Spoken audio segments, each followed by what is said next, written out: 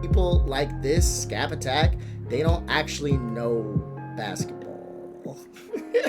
Damn, guys, I'm about to attack someone who's a LeBron fan. That's how you know I'm actually honest, unlike Skap. No, answer his question. Make him answer your question, bro. Don't let him do that. So, you guys heard it here first, guys. You heard it here first. Skap Attack says that unless you played with top 75 players, you don't have help. Therefore, LeBron pretty much had no help. Welcome back, everybody. My name is Trey Fad. I'm a React content creator. You know me. Today, we're going to be reacting to Clash and House of Highlights and also Skap Attack. Don't like Skap Attack. I don't even know why he's invited on shows. The man is a weirdo, but it is what it is. We're going to be reacting to 1 Kobe Bryant fan versus 10 Kobe haters. Curious on the Kobe haters. But let's go ahead and get this shit rolling. Boom. Boom. Top. Wait, I want to make it faster. One thing I'll say about Skap Attack off the rip, I don't like the guy. I think he is a true LeBron hater in its finest. But usually when he's not talking about LeBron, he seems to be alright, but we'll see. 4 in scoring, top 4 in playoff scoring. He took 7 Michael trips to the Jordan's finals, blueprint, and he still couldn't be as good as him. There is nothing more impactful than Kobe Bryant. We're talking about Batman and Robin. Batman and Superman. Kobe was never a Superman. Kobe's not even Batman. Yeah. Kobe is Robin. Boo this guy! What's up, guys? My name's Jay Skapanak. I am sick and tired of the diminishing of Kobe Bryant's legacy, so I'm here once and for all to shut these 10 Kobe haters up. My first claim is that Kobe Bryant is on the NBA's Mount Rushmore. First of all, I just want to make sure you know my Rushmore got 4 faces on it, right? I do know that, Let me rattle off the 4 for you, big dog. Okay, go for it. We got Braun, of course, Jordan, Kareem Abdul-Jabbar, Magic Johnson. At least Kobe looking up at said mountain, now doesn't it? Why do you have Kobe Bryant beneath those players? Well, for one, if you're talking about Magic Johnson, you're talking about 9 first-team All-NBAs in 12 years. Then we got Kareem Abdul-Jabbar, who had the greatest career of any basketball player ever from the second he can look at one. We got Michael Jordan, Kobe's idol, enough said. And then we got LeBron James, who was drafted when I was learning multiplication tables. He is getting ready to play for your Lakers right now.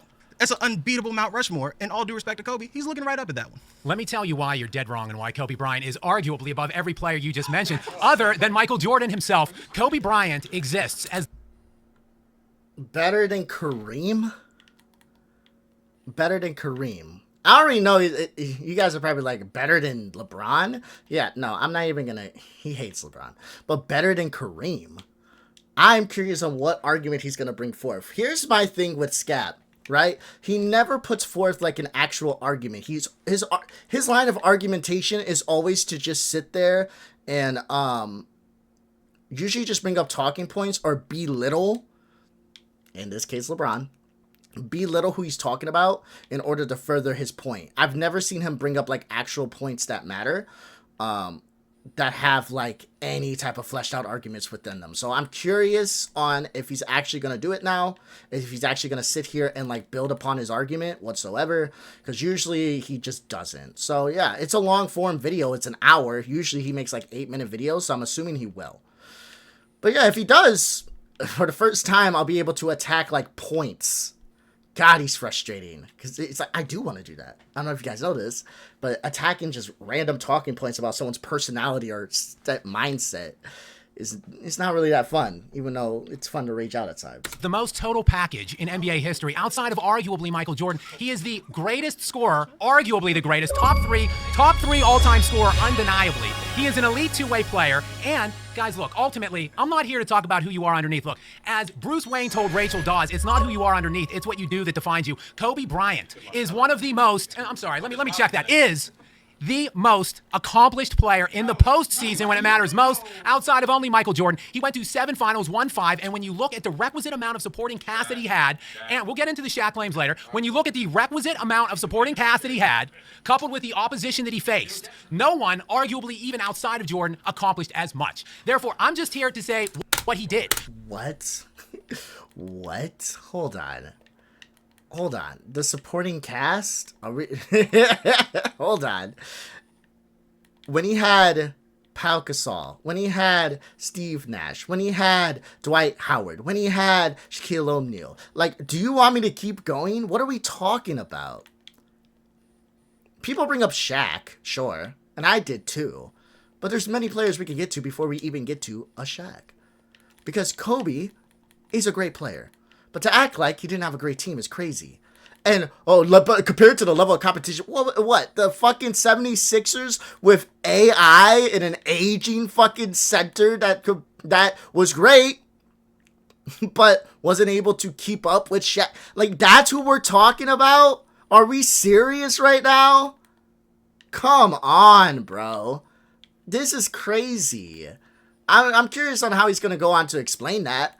Especially when it comes to Kareem's career, bro. Okay. Let's keep going. Kobe Bryant, top 3 scorer, all-around great player, and went to 7 finals, won 5 of them. Okay, so when you said all-around player, y'all notice how he conveniently left out passing, right? Just conveniently forgot. That's a fair point. I that didn't click in my brain right away. God, I gotta stay focused. You know, I know I'm gaming right now, but it's not hard to stay focused to Skap's fucking nonsensical bullshit. But no, like, that is a good point. Like, total package, but he can't what? Pass? He's not good when it comes to assist whatsoever. I know efficiency is probably going to be brought up, but I think efficiency is good to look at depending on how the efficiency comes about, right?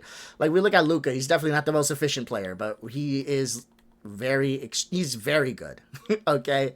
Even if he's not that efficient. How he goes about getting his buckets is important, okay? If he's like Cade Cunningham, taking 45 shots to get 45 points and barely getting any assist on that line, then I'm probably going to be upset at it.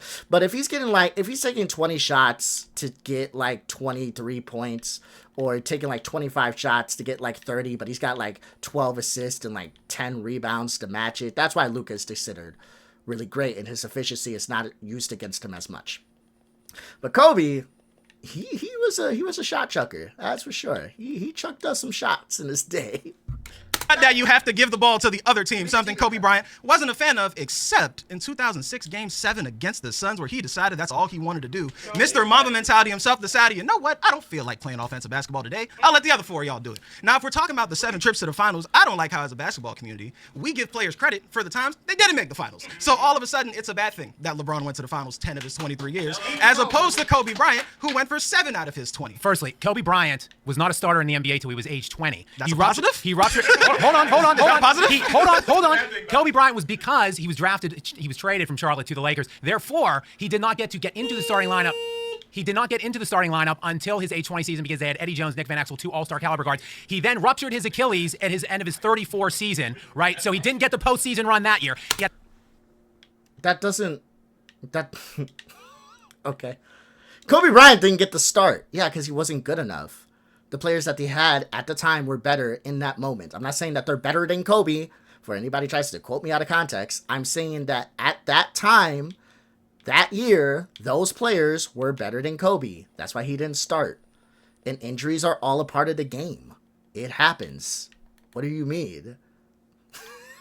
Like, LeBron got injured, wasn't it like a month before the playoffs last year?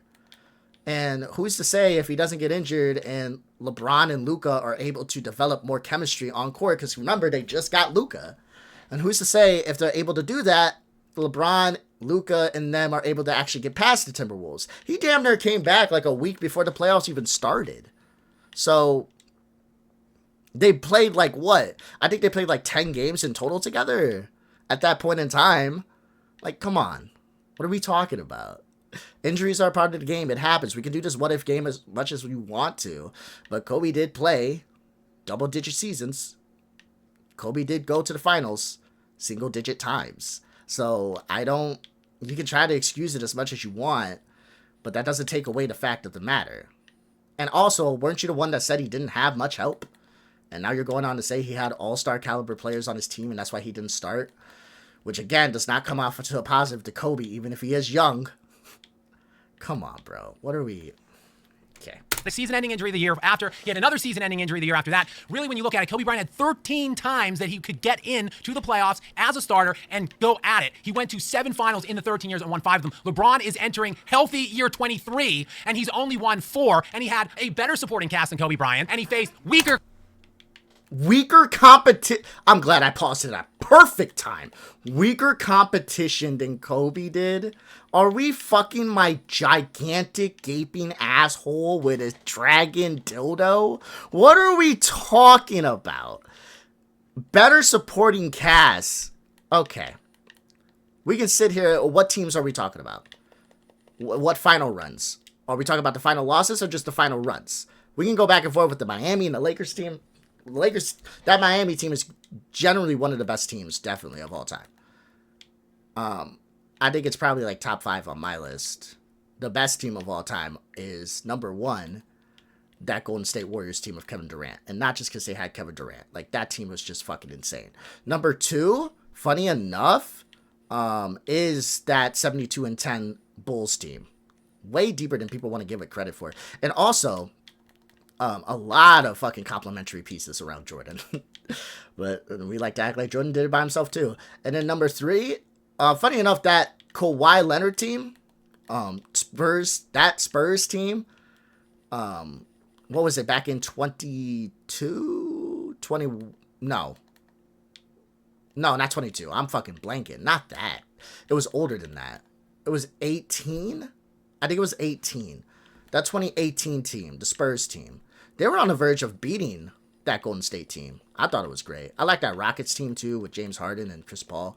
I thought it was good, but maybe I should go. That would be a fun topic to do one day, is to sit down and go over like my top 5, like all time, put together well-rounded teams. But yeah, bro, he had Dwight Howard, he had Steve Nash, he had fucking Shaq, he had high-level caliber players on his team, and you just named off 2 players that he had when he was drafted. What are you talking about? This is the problem with Skap.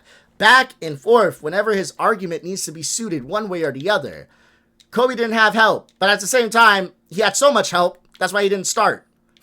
Fuck me, okay. Competition than Kobe Bryant did to win less. He didn't even have a better version of Shaq than Kobe. You talk about supporting cast. And on top of that, you're eliminating years from Kobe Bryant's career because of injury, and he wasn't good enough to beat out Nick Van Exel and Eddie Jones. These are not positives, my man. These are knocks against Kobe Bryant's career because he wasn't good enough to crack the starting lineup coming out of high school, unlike LeBron James. And then at the end of his career, he ended up getting injured. Again, unlike LeBron James. Because Kobe is not load managing like LeBron James. What are you talking about? This is the problem with Skap. Oh my god. I think he's about to get schooled in this debate, and I'm about to laugh hysterically if it happens. Skap. I called him Shaq. Skap is so used to his talking points behind a camera, he's not used to workshopping them in front of people that actually knows what they're talking about. Right? This guy has said enough information to me for me to understand that he actually knows what he's speaking on. And I'm hoping, please do. He brings up, what the fuck do you mean load management? Load management? How? How are you saying he's load managing when LeBron has played damn near 70 plus games almost every goddamn season? Bro, load managing? Really? Ooh, I'm gonna die. But load management? Is that what we're going to say here? That's crazy. But Skap is so used to sitting behind a camera. And I told you, I said this before in a Skap Attack video. He truly believes the bullshit that comes out of his mouth. I think he does. He truly believes the nonsensical bullshit he says. So when he's sitting here in front of somebody, right, that knows what they're talking about, oh shit. Now all of a sudden it's like, damn, hold on. This guy has like actual answers to what I'm saying. I didn't expect that. Uh-oh. And it's going to make him look dumb. I'm curious. Let's go. Kobe Bryant, when he ruptured his Achilles tendon, played in 46 minutes per night in the last 8 games of the season leading in to the rupture in his age 17 season, and look where it got dragging him. a team into the postseason. Kobe Bryant, that Mamba mentality, that competitiveness that LeBron James doesn't have, never had, that forced Kobe Bryant to prematurely end his career because he was just that damn competitive. Kobe Bryant may be better than certain players, but when I look at Mount Rushmore, I'm going to look more. Really? Damn it. I wish you would have brought up the point, like, hey, Kobe, love him, but LeBron is not a load managing motherfucker. You're full of shit. You're a liar. Damn, I wish you... LeBron's never had that Mamba mentality. Okay, buddy. Or about players that change the game. So I'm gonna give you 4. Obviously, you're gonna have LeBron James. LeBron James arguably responsible for positionless basketball. Let's also talk Magic Johnson. Magic Johnson created run and gun offense. Let's talk about Steph Curry. Steph Curry made the game today a 3-point shooting game. And then I'm gonna give the last spot to Shaquille O'Neal. Why I say that? Shaquille O'Neal, arguably to me the most dominant big man. During his era, teams had to build themselves in order that wanted to compete to beat Shaq. You had to have 3 legit centers just to have enough people to give enough fouls to handle Shaquille O'Neal. Kobe Bryant is more so a clone of Michael Jordan in the sense that he gets a lot of extra hype from Mamba mentality. But really, that mentality was Michael Jordan. He looked up to him throughout his whole childhood. That was his hero. That was the reason why he entered the draft early, because he thought there was a rumor Michael Jordan was going to retire, so he wanted to play for him. Kobe Bryant, certainly a great player, but he did not truly change the game of how it was played of basketball. Now. That's true. That's true. How are these Kobe haters? These are Kobe haters? They may have Kobe, like, ranked really low or some shit. I don't know. But, I don't know. Like, this is a Kobe hater? I don't disagree with what he's saying. That's true. Yeah, I respect Kobe. I like Kobe. I think it was great. But I'm not going to sit here and tell you that Kobe changed the game whatsoever. More so, he just kind of copied the blueprints of a player that he idolized. You know, there's players that changed the game, and that's a Shaq, that's a Steph Curry, that's a LeBron James, that's a Nikola Jokic. These are players that changed the game. That's even a Kevin Durant. You know, having a big-ass, damn near 7-footer doing crossovers and hezzies at the three-point line. These are game changers, but I'm not going to sit here and say, what? Kobe's a game changer? He literally copied Mike. I don't think so. No. And it's not disrespect to Kobe. He's a great player. But when we're talking about game changers, he definitely is not on that list. No disrespect to Mamba whatsoever. If you want to look at how people change the game, fine. Again, it's not who you are underneath. It's what you do that defines you. I'm looking at impact. Kobe Bryant led an NBA decade in scoring, points per game, and in total points scored. There's only 3 human beings in NBA history that have done that. Will Chamberlain in the 1960s, Kareem Abdul-Jabbar in the 1970s, and Kobe Bryant in the 2000s. That's it. Nobody else. Not ever. Not LeBron James. Not Michael Jordan. Kobe Bryant. And in that span of time, from 2000 through 2010, an 11-year span from the finals in 2000 to 2010, Kobe Bryant went to 7 NBA finals and won 5 of them, while making 9 All-NBA first-team defensive selections during that span of time. There simply isn't more people. There's no more than one accomplished than Kobe Bryant in NBA history. You're talking about changing the game. Let's talk about impact on the game. You mentioned the Mamba mentality. You poo-poo it. You roll your eyes at it. But it is transcendent. It not only still transcends basketball even after Kobe left.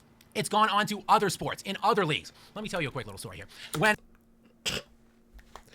I feel like Skap's a little out of his depth here. I'm going to be honest with you guys. I feel like Skap is extremely out of his depth. Like, he is talking with a lot of emotion. You guys get what I'm saying? He has so many talking points. Skap is used to talking for 8 minutes and bringing up a bunch of talking points and calling it a day and having a bunch of people saying that he's great. He's not used to people, like, being in his face and actually having decent arguments to combat what he's saying. Right? That I feel like that is the issue. And that's the problem. Like, this is how I know that a lot of the fan base that loves Skap sit here and they don't even listen. They brought numbers. They brought facts. They were talking. Bro, we're only 7 minutes in. Okay, we got an hour. Holy shit. You know, but we're only 7 minutes in, and they brought feelings. He brought stats. We're 7 minutes in, and he's repeated the same point 3 to 4 different times that they've refuted already, and he keeps bringing it up. He went to the final 7 times. He won 5. You know, he went to the final 7 times. He won 5. This is like watching John Jones fight random dudes off the street. This is why I don't understand how Skap has... He has such a fervent fan base. An actual fanatic, because that's what fans means, fanatic, right?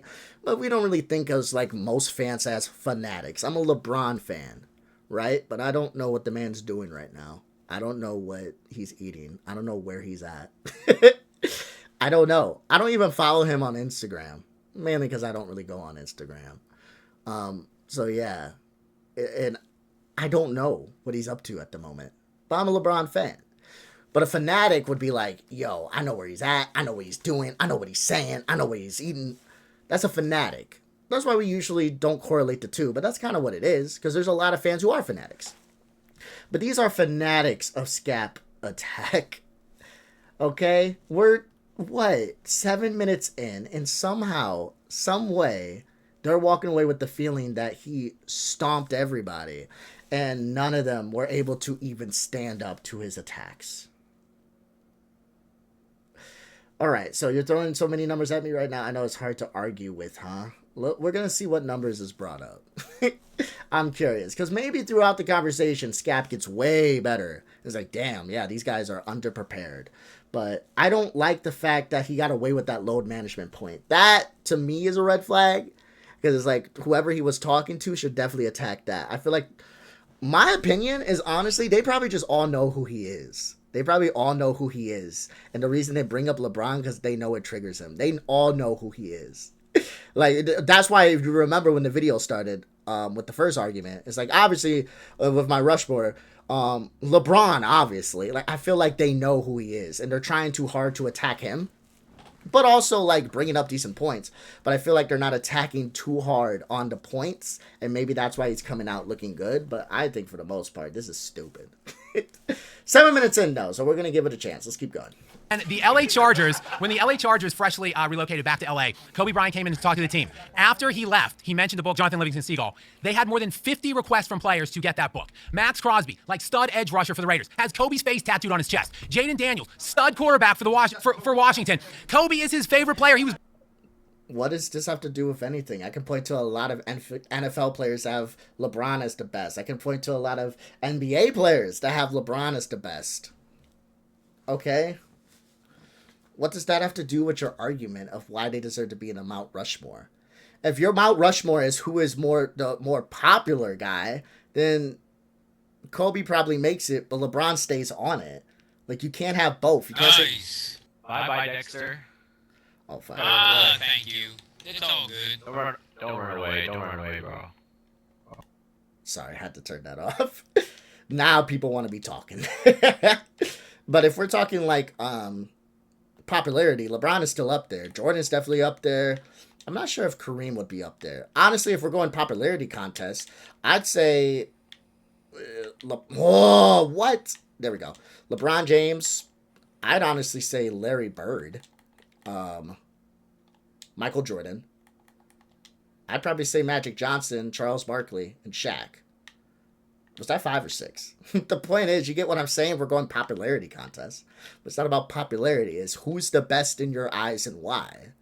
And if you're going popularity, you can't sit here and say that Kobe is even on the list. Really, I don't even know if he makes the cut. He might. But I don't know. This is stupid, bro. Let's keep going. Born in 2000, he was an infant. Kobe Bryant transcends, okay? So you're talking about impact. There is nothing more impactful than Kobe Bryant, at least in the last half. But everything you say, all that motivation that Kobe is giving them, it comes from Michael Jordan itself. You mentioned the finals. Let's talk about 2004. They solely lost that finals because of Kobe Bryant. He's the reason, because he was not willing to handle Shaquille O'Neal. He broke up a dynasty in the making. They could have won another 2, 3 titles. His own selfishness in that aspect. It was Shaq's team. He had to understand that. I fully acknowledge, even as a huge Kobe fan and defender, that he's not without his warts or his blemishes. His career certainly had them. However, factoring in those blemishes with his successes still outweighs any other player that ever existed outside of Michael Jordan. That's fair enough, but again, we're talking Mount Rushmore. To me, Mount Rushmore is about guys that changed the way basketball is played. Before I said are the ones that did that. Kobe Michael Bryant. Jordan didn't change the way basketball was played. He just did it better than everybody else. That's insane. He just did it better than everybody else. The 1980s was all about fast-paced offense. In the 1980s, when Michael Jordan in the 90s basketball slowed down for a reason because Michael Jordan was the best. Jordan simply revolutionized the way that it was played. He did it better than everybody else. And Kobe Bryant, you're fine, you got me. Jordan was Kobe's idol. Kobe did emulate him in some ways. And yet, when he gets that close to Jordan, and Jordan is the greatest of all time, then I guess that means that Kobe Bryant's better than everybody else other than that guy, which is Michael Jordan, which is why he's on my Mount Rushmore. LeBron, Michael Jordan, Kareem Abdul-Jabbar, Shaquille O'Neal. LeBron, best all-around player of all time. I disagree with that. Michael Jordan, most accomplished winner. Kareem Abdul-Jabbar literally has the most successful resume because... Best resume. He's on my Mount Rushmore. Yeah, best resume. Yeah, no pushback on Jordan or Kareem. And then Shaq, literally he's the most dominant player. So Shaq is not literally the most dominant player. He's more dominant than Kobe? Will Chamberlain's more dominant than Shaquille O'Neal. That's arguable. Well, it's arguable that Shaq is more dominant than Kobe. I'm just saying there's no way you can put Kobe Bryant Kobe, on the Mount. listen, there's no way you can put him on the Mount Rushmore because you're basing it off of just him working hard. Just because you work hard at something, tangible accomplishments. Just because you work hard at something doesn't mean you're the absolute best. How is Shaquille O'Neal above Kobe Bryant? The three-peat that they went on, he was the bus driver. Kobe Bryant from 1999 through 2004 scored more total points than Shaquille O'Neal. He averaged about a point less in the postseason in their 4 finals runs together. That is while Kobe was leading the NBA in fourth quarter scoring, clutch scoring. He was their lead facilitator, ball handler. He was first team All-NBA defense in those seasons. So if you're saying that Shaq was the leader, what? Because he averaged 1 more point per game? Do you know that Magic Johnson didn't lead the Lakers in... Can we... 1 more point, because he averaged 1 more point per game? Do you understand how averages work, bro? Average 1 more point per game? Like, there's a reason why there's, like...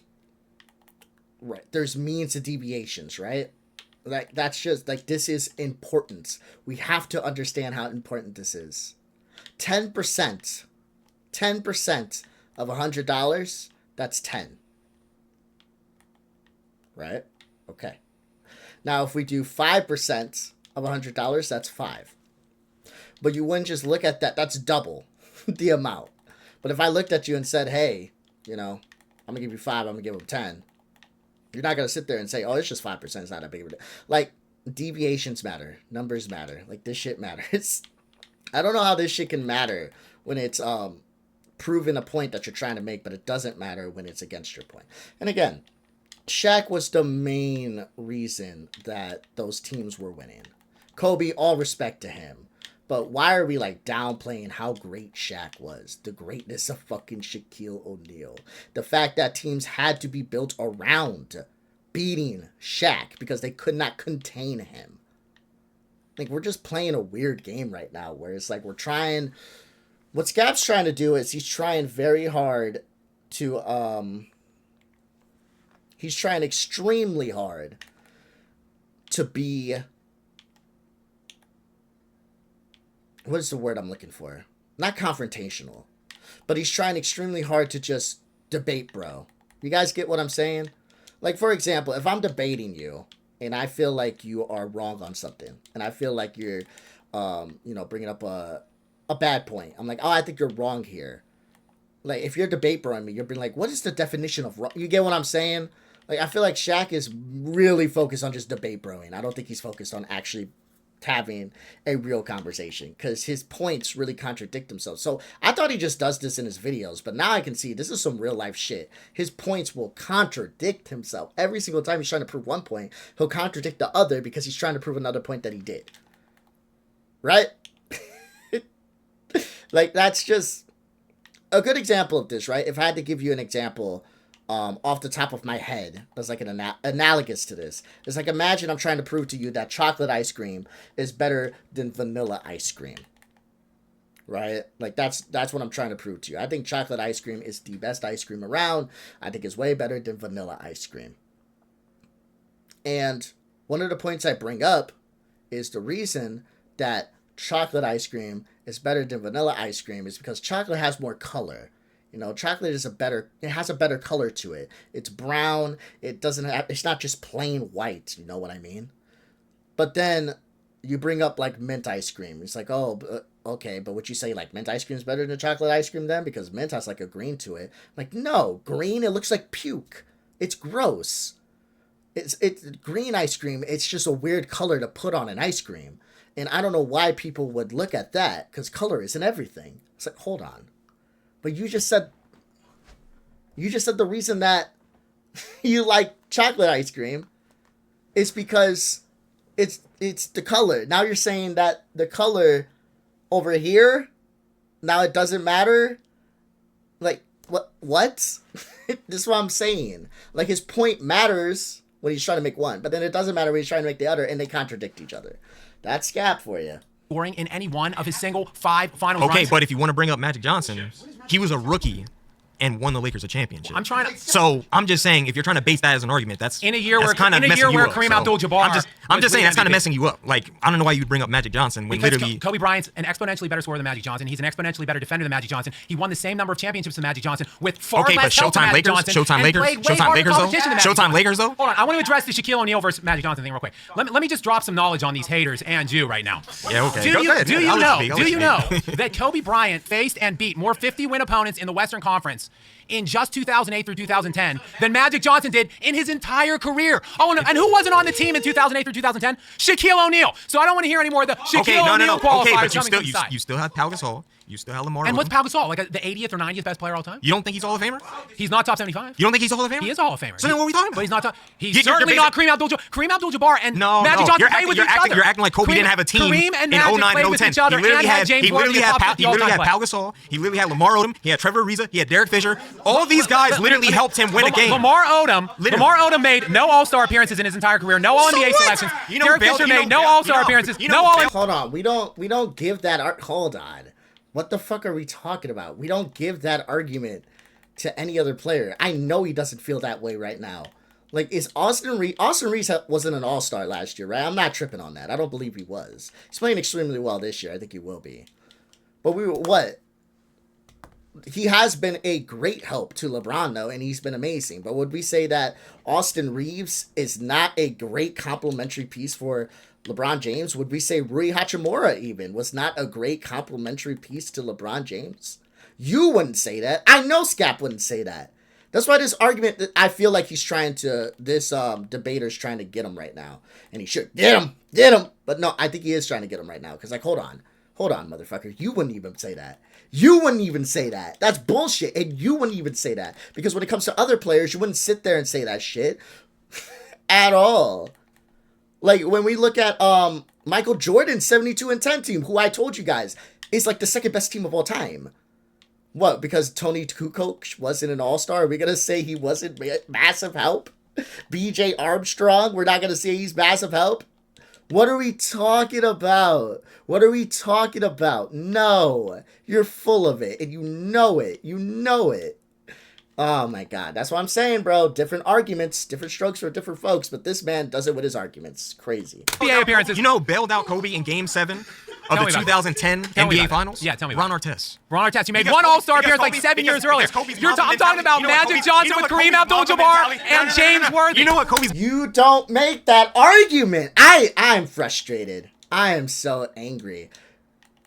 LeBron haters love to bring up, like, all the all-stars LeBron played with. Look at this. He played with Derrick Rose. He played with Russell Westbrook. He played with... But then, like, when Derrick Rose is way past his prime, when Carmelo is way past his prime, when these players are way past their prime, that's not brought up. It's like he just played with them. On paper, he played with them, and that's all that matters. But now it's... You see...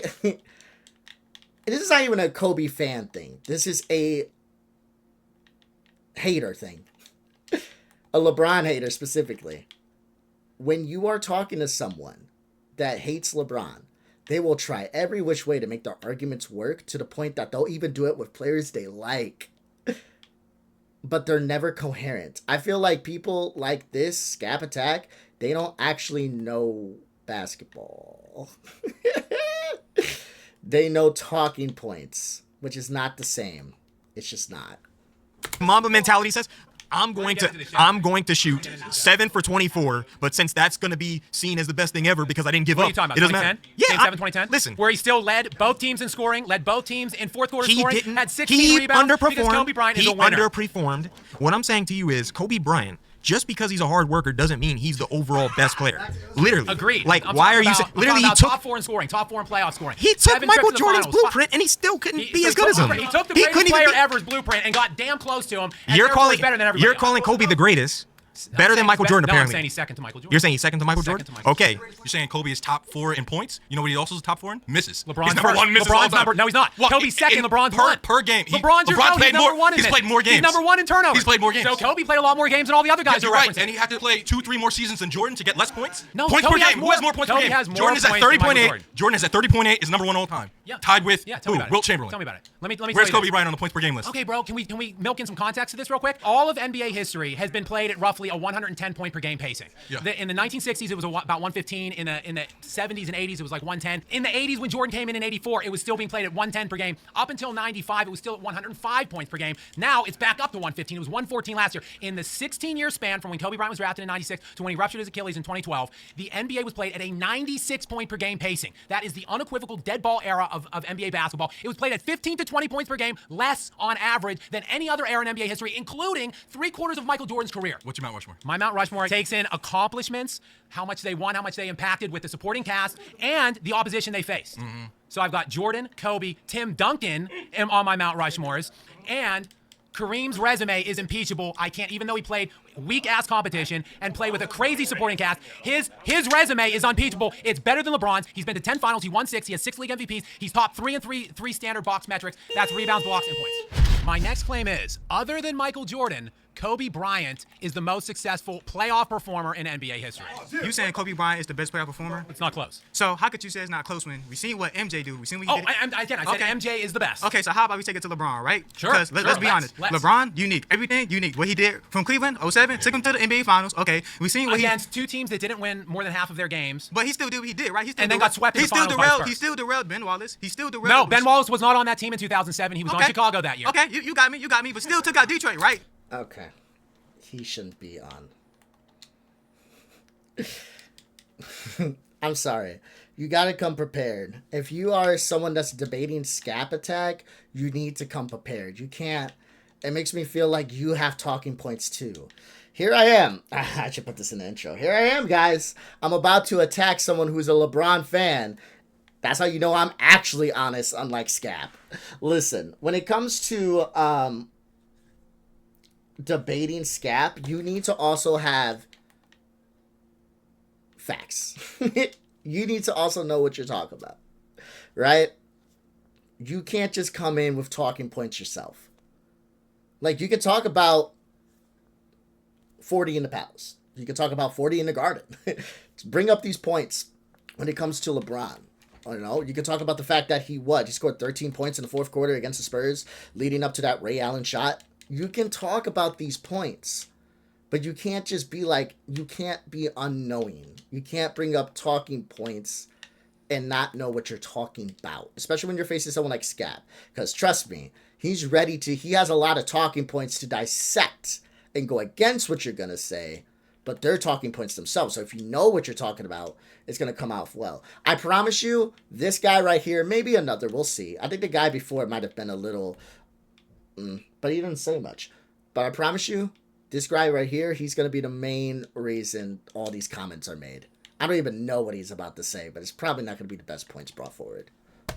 Yes, he won 2 more games in Cleveland and had the same net differential that year. They were identical teams. Then he gets into the finals with the top 3 net-rated defensive team. They were in 1-possession games against the Spurs and got swept. But let's take it to the Heat, right? Let's take it to the Heat. Oh, let's take it to the Heat. Yeah, three-peat. Even though he didn't. He did not three-peat. He did three-peat, but he made 3 appearances, right? He went to 4 straight and he won 2. Okay. He did his thing there. Then he went to Cleveland. It was a bunch of scrubs. Even though he had Kyrie, you had Shumpert. The year before, the team-up in Cleveland, when he left Miami to go to join an ascending all-star guard in Kyrie Irving. Do you remember what was happening in the NBA at that same time? Do you remember something called Riggin for Wiggins? Because every NBA team was trying to get Andrew Wiggins. Guess who got Andrew Wiggins? Guess who got him? Cleveland. They won the draft lottery. They got Andrew Wiggins, and because he was so coveted, they managed to flip him for Kevin Love. Kevin Love, that year, before he went to Cleveland, hold on. Kevin Love was top 3 league-wide. Yeah. What did he do in Cleveland? Like, we can play the same argument. Stop. He was really good in Cleveland, by the way. Kevin Love was a huge piece to them winning as well. But again, top heavy. Top heavy. Y'all remember the statement that LeBron made, we're top heavy AF? Why do you think he made that statement? Because it was Kyrie, it was Kevin Love, that was it. Right?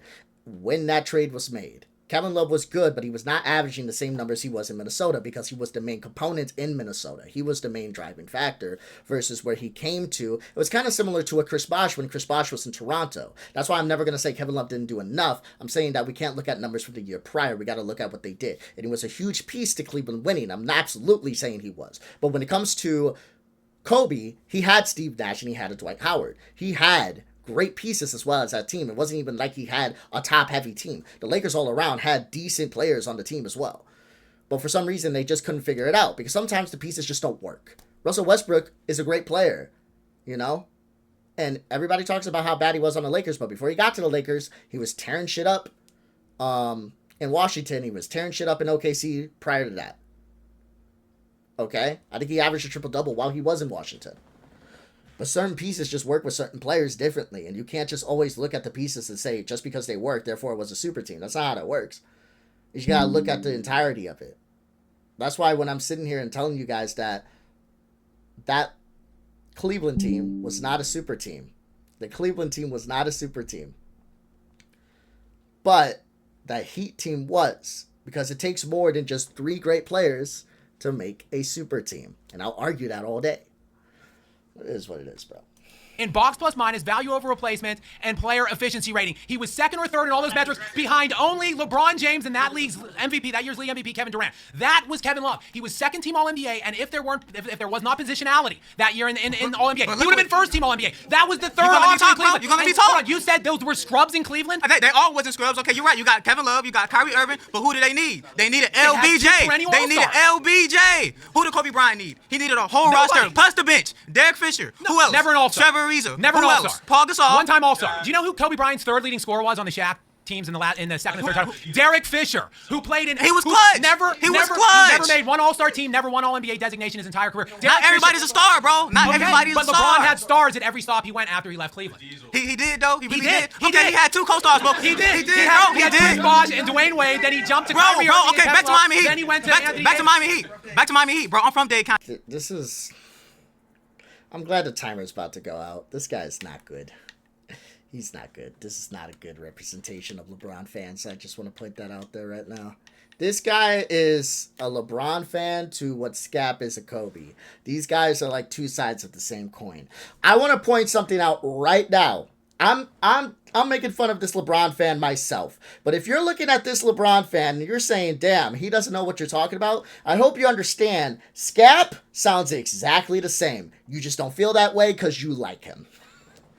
Just want to throw that out there.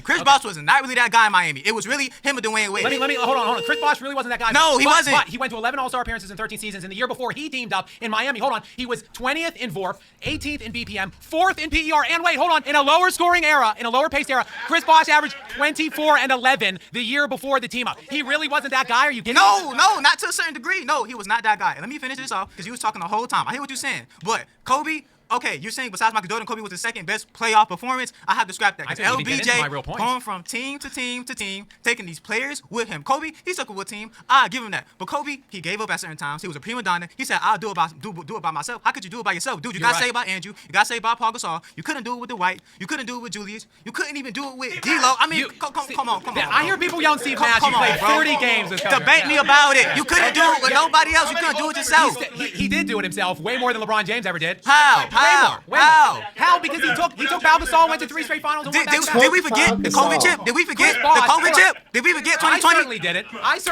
No, you can't bring up the COVID championship to him. He doesn't believe it's a... This is what's frustrating. You have to understand what points to bring up when you're debating Skap. I believe that the COVID championship is definitely a marker on LeBron's excellence, for sure, and I definitely think it's something to look at. I wouldn't bring it up as part of an argument against Skap Attack. Not because I feel like it's a weak argument, but because I don't believe he will listen to anything I have to say about that. There's some argument, like when you're not, no one's saying you gotta fucking puss out the Skap. No. But you gotta be willing to, you have to be willing to step into his shoes to know what exactly he's gonna take as point of reality in order to attack. Right? That's why when you brought up Steve Nash, Dwight Howard, that's a good point to bring up. Focus on that more, though. Because when he's sitting here and saying that he played with All-Stars, LeBron played with All-Stars, LeBron played with All-Stars, Derrick Rose was barely on the team, Dwayne Wade was old as fuck, Isaiah Thomas was not that good, Russell Westbrook did not fit. There's many players that were past their primes. You take a lot of these all-stars that were past their prime. I don't even want to talk about they didn't fit because I know that the argument for that will be LeBron haters saying that they didn't fit because LeBron sucks. Whatever. But when you take most of these players, when they're going to play for different teams, end up not being as good. Carmelo Anthony ended up not being as good. He ended up retiring. He ended up playing overseas. Derrick Rose, he was pretty good. In my opinion. It's because I'm a Derrick Rose stan. I literally got the man on my wall. But in my opinion, I think he was all right. But most of these players, you could say when they left, they didn't do good. But even doing that, if you take all the players that LeBron paid with past their prime, the All-Star list gets very small. Extremely small. And that's the problem. All right. Let's keep going. He didn't forget about it. He had Anthony Davis, who was a top 5 player. That's it. Kyle Kuzma. Rajon Rondo. Did you just bring up Kuzma? Kuzma? Really? Kuzma played okay. I'm not going to sit here and act like he didn't. But why are we acting like Kuzma was like, if it wasn't for Kuzma, bro. If it wasn't for Kuzma. I'd say that Dwight Howard and JaVale McGee, the Twin Tower motherfuckers, those two were very important. I think Dwight Howard was probably the most important piece to that team. Besides Rajon Rondo. I'd also say that Avery Bradley was extremely important. I was kind of sad that he didn't come to the bubble. But really, we're... Okay. Yeah, Kuzma. Bro, if it wasn't for Kuzma, Laker fans, you better be thanking Kuzma. Because if Kuzma wasn't there in 2020, you would not have a championship. You better be thanking Kuzma right now. Kiss Kuzma's ring, bro. Kiss his ring. It's fucking crazy. Oh, my God. Okay, let's keep going. Alex Caruso. How can you talk about playoff success without talking about Bill Russell from the Boston Celtics? He won 9. Okay. Here we go. I want to get off the LeBron argument if you don't know what you're talking about. I like that he brought up Bill Russell because it's one or two things. Either he knows a few talking points, but Bill Russell is such a fucking... It's such a pull. It's such a pull that it's like, you gotta know what you're talking about, right? Like, you could just be talking some points and talking some shit, but you gotta know what you're talking about, right? It's like if you're saying, oh, we're making burgers. What is the best thing to put on a burger? And people are like bringing up different seasoning. You know, you gotta bring up your salt and pepper, your paprika. You know, you gotta put some chili powder in there. You know, you gotta put this in there. And then someone comes out the woodworks and be like, have you tried soaking it in some Worcestershire sauce? It's like, oh. Either you're like speaking some shit because you saw the cooking channel one time, or you know what you're talking on. So hopefully, you know, he's wearing a Boston jersey. Okay.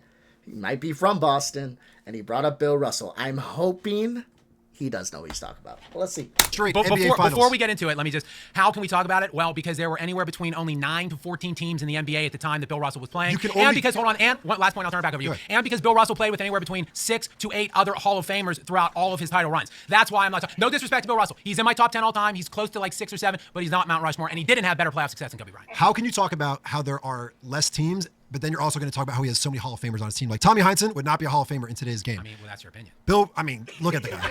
Look at the guy. Is that what we're going based off? Look at the guy? No. Look at Nikola Jokic. Look at that guy. He's absolutely incredible. I watched. Yeah, but look at him. It's not I'm not talking about the body type. I'm talking about the way he played. Tommy Heinsohn, you look, he's like shooting like a freaking high school kid. So that's the competition that Bill Russell was playing against that you think so highly of. Bill Russell, success is, look, the amount... Look, let's say you out-debate all these guys. This is the only people you could debate against. No offense, these aren't the best basketball historians of all time sitting in this room. Ouch, guys. Kevin's pretty good. Hold up. Boo this guy. I like this guy on the right. Hold up. Bill Russell could only play against who he could play against. And he won 9 finals in a row, 11 all time. If you're getting about accolades with your Mount Rushmore comments before, how could you not include the guy who has the most NBA championships of all time? I think talking about accomplishments, it's a nuanced conversation when you're talking about NBA playoffs, right? Like, who did you play? What opponents did you face? What kind of supporting cast did you have? Kobe Bryant played more 50-win opponents than any player in NBA history. He beat more 50-win opponents than anyone in NBA playoff history. Let me just walk you through this. Looking at all the other top tier, like top 10 all-time players that are dynastic, let's look at them, all right? The percentage of 50-win opponents that they played in NBA history. Your guy, Bill Russell, 56%. Larry Bird, 55%. Kareem Abdul-Jabbar, 43%. Magic Johnson and LeBron James are sitting at 50% of their opponents faced were 50-win opponents, right? Now let's get into the upper echelon guys. Steph Curry, 63%. Tim Duncan, 65%. Michael Jordan, 67%. 85% of Kobe Bryant's playoff opponents that he faced throughout his entire career won a minimum of 50 games. That is by far the hardest gauntlet of competition that any player has ever faced. There are 5 players. If you guys are wondering why I haven't stopped the pause much for this argument,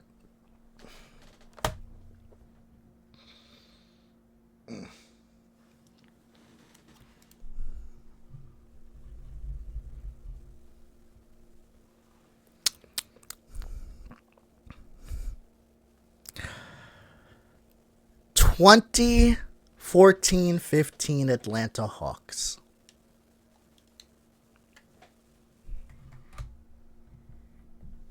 That's all I need to say.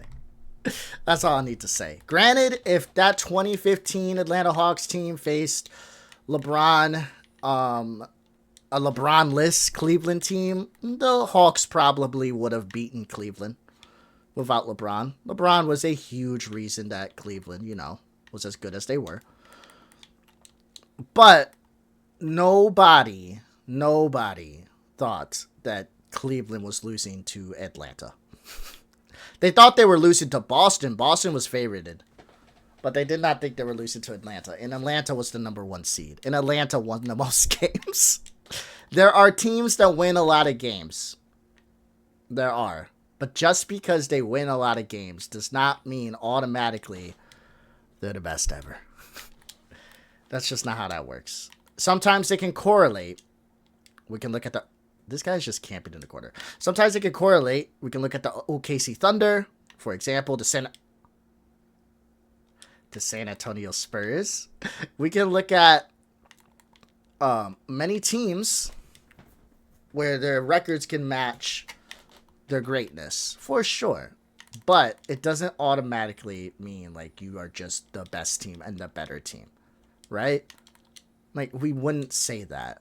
It's just frustrating because take any of Jordan's opponents right now. Take any of Jordan's opponents and tell me which one of these teams do you feel? Because I went through this list before. I believe Dallas had low when it came to Jordan's opponents that he faced in the finals. Dallas Mavericks were lower on the end of winning games. Not Boston, sorry. I said Boston. Dallas Mavericks was lower. This is talking about LeBron's finals opponents now. Because I know a lot of LeBron history. That's why I'm talking about this. Dallas was lower. The Thunder won lower amount of games, I believe, than like 3 teams. I believe they won lower amount of games than 3 teams that Jordan faced in the finals. That Thunder team with the Kevin Durant, Westbrook, Harden team. I think the Spurs team in 11-12, I believe, if I'm not mistaken. If I'm not mistaken, I'm pretty sure. And take those 3 teams, the Spurs team, the Mavs team, and the OKC team. I'm speaking slow because I want you to think. Look at Jordan's finals opponents. Do you think there's a single team that Jordan faced is better than those 3 teams? Maybe you can make an argument for Dallas. Maybe. But this is my point. Just because you win a shit ton of games doesn't automatically assume that you're just the best team. That's not what happens. The best team is who wins. The best team who has the best all around, all right, players around them, who has the best level. Like, the level of competition is very important too to who they were facing. The teams that the Dallas Mavericks were facing back in 2011 was way different than the teams that Michael Jordan and them were facing back in the 90s. If you even want to know this, if you go ahead and look up the NBA expansion, okay, it will show you that players such as Michael Jordan himself felt that the expansion in the 90s actually dwindled the competition down, watered down the league, and made it easier for teams like himself to win. So we cannot turn around and say, if you win a bunch of games, therefore you're the best team, and if you beat those teams, therefore you're the best player. No. Level of competition is important. How they go about getting their wins is important. What time period, all this shit is important. So how are you making this argument to defend Kobe, but then you're using it to, like, belittle Bill Russell? Nuance in the numbers, brother. Nuance in the numbers. So when that comments in the comment section of this video said, Stats bringing up a bunch of numbers, he is. With zero nuance in it whatsoever.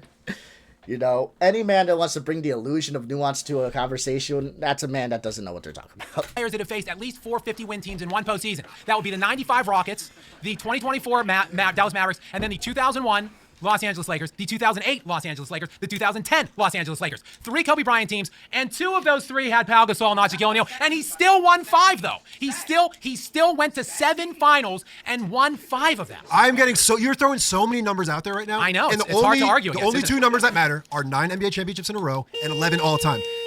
Who is the second most NBA championships of all time? Is it Robert Horry, one of Kobe's old teammates? Probably one of the other 7 That's Hall of probably Famers true. on Boston's team. Another stat, I'll tell you. Guess how many times Wilt Chamberlain beat Bill Russell in the playoffs for the NBA Finals? 0. That guy scored 100 points, one of the most dominant players of all time. The only number that matters when you're talking about NBA playoff success is the 11 championships that Bill Russell has. I see a Wheaties box with Bill Russell holding his 11 rings in his hand. The rings would barely go above his fingers because there's not nearly as many as Bill Russell has. Fair. Give Kobe 7 Hall of Famers and play 8 teams. So you're a big Kobe fan, right? Well, I'm more of a historian and a supporter of greatness. Why are you a Kobe fan? His tangible on-court product, coupled with his accomplishments, make him an undeniable top 3. What does Kobe stand for? The word Kobe. You're a Kobe fan, right? What does the word Kobe mean? Well, he was named by his parents because they were eating in a Kobe steakhouse when his mother Pamela was pregnant with him. So tender meat, right? Tender meat, right? Kobe's tender meat, right? So let's talk about, you like numbers, right? What is the average PER? I mean, they support things, yeah. Wait, Mr. Scully, what is the average PER in the NBA? Just Skap. Skap, Mr. Skap. Like Skap. Okay. What is the average PER? That's scalp. You get it. What is the average PER? What do you mean by average? Like, what's the average PER for let's players talk in the NBA? about, well, we can talk about all time. Okay, player efficiency rating. Yeah. It's 15 in the league. That's the average. Yeah. Kobe's at 22.7. Okay. Kobe is a great player, but he's not elite. Okay. LeBron and MJ, their PER is 27 for both. Okay. So Kobe is a construction worker. Okay. Kobe's a mechanic. Hold on, bro. Kobe's an average human being. He doesn't have any generational talent. He just worked really, really hard. I'm curious. I feel like, was it Skap? I think it was Skap. I'm pretty sure Skap doesn't like PER. He doesn't like PER. You gotta know your opponent, bro. You guys knew. Fuck you. You weren't pulled into a room last second. They didn't say, hey, this Friday you're facing Skap in a debate about Kobe. And also, we're telling you this Thursday night. Like, that's not what happened. You probably had ample time. I wouldn't be surprised if you had a couple months in advance knowing who you were going to face as an opponent. Knowing, all right, even if you saw nothing about Skap. You gotta know his arguments. Skap doesn't like PER. He said this before. He doesn't respect it. He believes like the advanced stats and metrics were made to make LeBron look good. Deadass. And he might even say that. So, this is a very stupid ass point to bring up right now. If you didn't know, it's a good point. But if you do know, it's a stupid point. But again, you gotta know who you're debating, bro. You gotta know your opponent. When you're stepping into a debate, know who your opponent is. It's different from like an online debate, you know? I debate people online all the time. I'm never going to know exactly how they feel about stuff, so I'll bring up what I can, and then I'll, pivot appropriately. But with Skap, he's a public figure, kinda. He's up there. Like, you gotta be willing to attack his arguments. But hey, if he's able to get on a show like this with 85,000 subscribers, I need to start blowing my shit up. You guys, like, comment, subscribe. Let's start blowing my shit up. Because if I can get to 80,000 subscribers and get on a show like this, like, we'll say Trey Fab versus fucking 10 LeBron haters, or 1 LeBron fan versus 10 LeBron haters. Fuck yeah, bro. It makes me one step closer to getting to Skap. That's my grandiose debate opponent, Skap. I want to get to him so bad. We got to build it up, guys. Please, like, comment, subscribe. Let's keep going. LeBron has generational talent. Michael, generational talent. And on top of that, they have hard work behind that put them in the league of their own. So there's LeBron, MJ. Everybody come last. All right, let's Kobe, talk context, because you want to talk player efficiency rating PER. Correct. When you look at the top 30 PERs in league history, there are 3 players that existed within 1996 to 2012. Now, I know you know about 96 to 2012 because I previously had to set that context in a conversation earlier. The dead ball era in NBA history. There are 3 players in the top 30 in all-time PER, Shaq, Tim Duncan, and Yao Ming, because they're bigs that play close to the basket. Kobe Bryant is higher rated in PER than any other player that lived in that era other than those 3 players. Higher even than other great bigs like Kevin Garnett and Dirk Nowitzki because they played further out from the basket. It was a remarkable remarkably inefficient time that Kobe Bryant existed in. Kobe Bryant's true shooting percentage, 55% for his career. Okay. The true shooting percentage league-wide on average for Kobe Bryant during his career was around 51%. So he was an above-average player, actually. The true shooting percentage last year was 58%. There are 12 players that play now that are in the top 30 in PER because of how much easier and more efficient the time is now. Nikola Jokic is destroying LeBron James in advanced metrics. He's a higher PER player, BPM player, higher win share percent. Correct. He's higher than even Michael Jordan. Because this era, is Nikola Jokic the GOAT? No, he's not the. Wait. Because it's easier now than it ever has. So we're talking about Kobe Bryant. Hold on. Because people would make the argument if Jokic wins like a couple more championships, he's definitely in the conversation. So let's chill. Like, Jokic is an amazing fucking player. And I got a bunch of heat because I said that he's top 20 now. And I think we should have top 10 conversations about him if he goes on to win like another championship. That's what I said. I said that in a video that got like 4,000 views. And I got heat. Massive heat for that. Okay? So let's not just shade that. Like, is Jokic the best? Not right now. But let him fuck around and win 2-3 championships. Or be in contending and go to 2-3 more finals. And we're going to have to start having some conversations. See, I'm a LeBron fan. But at least I'm a basketball fan too, in an honest one. I like LeBron and he'll always be the best player to me. But if we're speaking objectively on who's the best, I understand the spot is always going to be on risk of being taken. Jokic is definitely, he's on GOAT watch. Jokic's on GOAT watch. I think that Wembanyama, he's on GOAT watch. These are players that's like, man, if they keep doing what they're doing and they're able to match success behind it, it's going to be tough to keep them out of the conversation. But we'll see. We'll see. So let's not sit here and act like, oh, it doesn't matter. It's like, okay, let's keep going. Guy that's inefficient, right? The guy is turnover ratio compared to his assists is bad. Kobe get like 5 assists and 5 turnovers a game, and Kobe is not a good leader. Kobe talk bad to players. He told Smush Parker that you don't have enough accomplishment to talk to me. Who talked to their players like that? He actually made Smush wait, I let you talk. Who talked to their players like that? I'm helping you. I'm helping you. He made Smush change in a broom closet. Kobe was talking bad to his players. You can't do that. LeBron will never do that. I want to speak for Michael because Michael actually punched Steve Curry in the face. So we're not going to get into that. See, LeBron James is Kobe's daddy. LeBron James is Michael Jordan's daddy. LeBron James is the lead. Everybody in the league. LeBron is the daddy. He's now Skap is gonna. This is. I'm angry. These fans are not that good. They're not that good. They're trying too hard to upset Skap, and the problem is, what you guys don't understand is Skap is a tier 5 sub to rage baiting. Okay, Skap is a rage baiter. You can't try to rage bait a rage baiter. You can do it. It could happen, but it's not the best technique. You should have focused on the turnovers. That's very important. Focus on the turnovers. Because one point I definitely would have brought up to Skap is I would have said, hey, so you said it was a dead ball era. You said that the points were way lower when it came to like the amount of possessions, when it came to the amount of points scored and the efficiency. Kobe still had a high level of turnovers, even for that era and just in general. How do you go on to defend that? You know, especially if there was less possessions. So you're saying that even with less possessions, he still would manage to have more turnovers than players now, even with more possessions. Don't you feel like that's a bit of a blemish on a career of like Kobe Bryant? Don't you feel like that's bad? It doesn't come out to show that he may be the best when it comes to playmaking, which you have to have in order to be on that Mount Rushmore. Like, that's what I would have, that's the line of argumentation I would have brought towards Skap. You brought it up as a point, but then you kind of just flick it out to be like, LeBron is Kobe's daddy. Okay. What the fuck was that, bro? Like, now we're going to sit here and listen to him for 10 seconds talk about how bad LeBron is or some bullshit like that. I highly doubt Skap is even going to talk about the turnover point because that would look bad. And I don't think he would even bring it back up. But we'll see. We'll see. Mr. Scully. There are so many things incorrect in that last statement, including... And my name isn't even the most incorrect thing that he said. My next claim is that no play... Oh, he just gets to skirt away from it. He just gets to walk away from it. That's crazy. Are we serious? He just gets to walk away. Are we fucking joking? Whatever. That's crazy. All right. Whoa, what happened to the sound? Oh, I muted it. Let's fix that. No player in the league today. Kobe Bryant's 81-point performance. Okay, so you've been talking about how much. Okay. I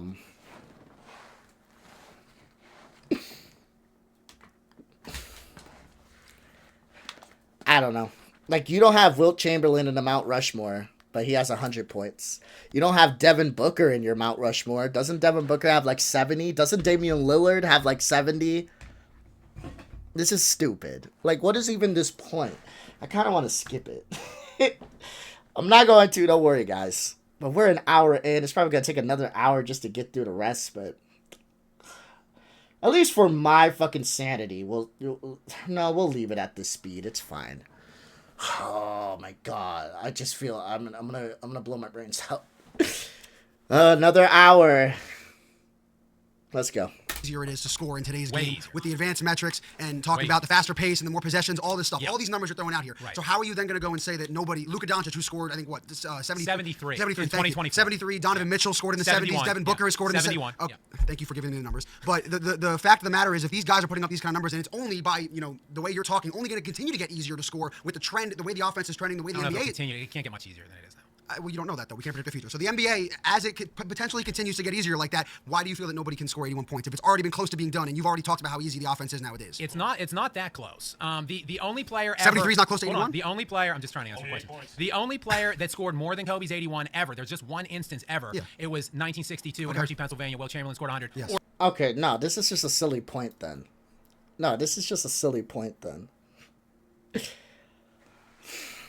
I don't think this is the... Man, I hate that I have so much to say. I wish sometimes I was just an idiot. I don't think it's so much the conversation should be had. Do you believe that a player will get to Kobe's 81? I think it's more so, do you believe that a player is capable of getting to Kobe's 81? That should be the conversation. Because if that's the conversation, absolutely. And if you're wondering, well, yeah, there's a lot of people capable, but can they actually do it? The reason I feel like that's the conversation, and I feel like can they do it and capable can kind of co-blend and coexist in this situation, is because look at the Oklahoma City Thunder, right? Shea is averaging like 30 points per game, right? Is it 32 points per game? And Shea is barely playing in the fourth quarter. If he was playing the amount of minutes like most starters are playing, that's because OKC is blowing the fuck out of everybody. But if SGA was playing the amount of minutes that most other starters were playing, what? Would we think it's crazy to say that Shea could average damn near 35, maybe even 40 points per game? You get what I'm coming at now? But obviously, we live in a league now where it's more team-centric than it used to be, right? Like, we got a lot of players where the offense can be drawn around them, and they're definitely the main benefactor of it. But even with the players you want to bring up, like a Luka Doncic, like a Nikola Jokic, like these players, it's not like scoring is all they do. Scoring is extremely important, and it's funny where if you're like making a prop bet on a Luka Doncic and you do like the over on his points, right? You could say Luka Doncic is going to get over on his points. Look at Luka Doncic's box score, see that Luka scored 34 points, and realize you still lost your prop bet because his over was 35. He's the only player, I think, in the league right now that has a prop bet like that. It's crazy, right? But that pales in comparison to what he does for the rest of the team as far as, like, the playmaking, the rebounds. Luka's an all-around player. If he's strictly focused on just scoring, only scoring, not looking to pass, just looking to get his buckets, all right? Like I said, a Cade Cunningham, 45 buckets going out there and just chucking shit up. I think Luka can get there, right? There's a lot of players that are capable and can do it. It's just that the type of basketball being played now, in order to win, there's not much room for a player to do that. It's not really, and that feeds as far as, like, the defense goes, right? This is what I'm saying when it comes to, like, these basketball fans. I'm not hating on them. I'm not saying they don't know everything. They don't know anything about basketball. I'm just saying they probably just don't know enough. Because I wouldn't have let Skap get away with that statement he just said there. I think the Oklahoma City Thunder this year is probably one of the best defensive teams we've had in a long time. I think that is one of the true reasons they're as great as they are. Offensively, they're a juggernaut. Of course they are. You got to have both. Like I said in previous videos before, show me a team with a top 5 defense and a top 5 offense, and I'm going to show you a champion. But at the end of the day, their defense is stellar. It was great last year, and it's just better this year. And they don't even have Lou Dort yet. But when it comes to Skap and what the fan just said, it's like, oh, yeah, but it comes like offense is just easy to score. I wouldn't necessarily say that. What I would say is players are way more talented and they're way more capable, way more efficient, and they're way better than what they used to be. So I wouldn't say it's easier to score. I'd say that players can score because they're better at doing it. And the defense nowadays is different, right?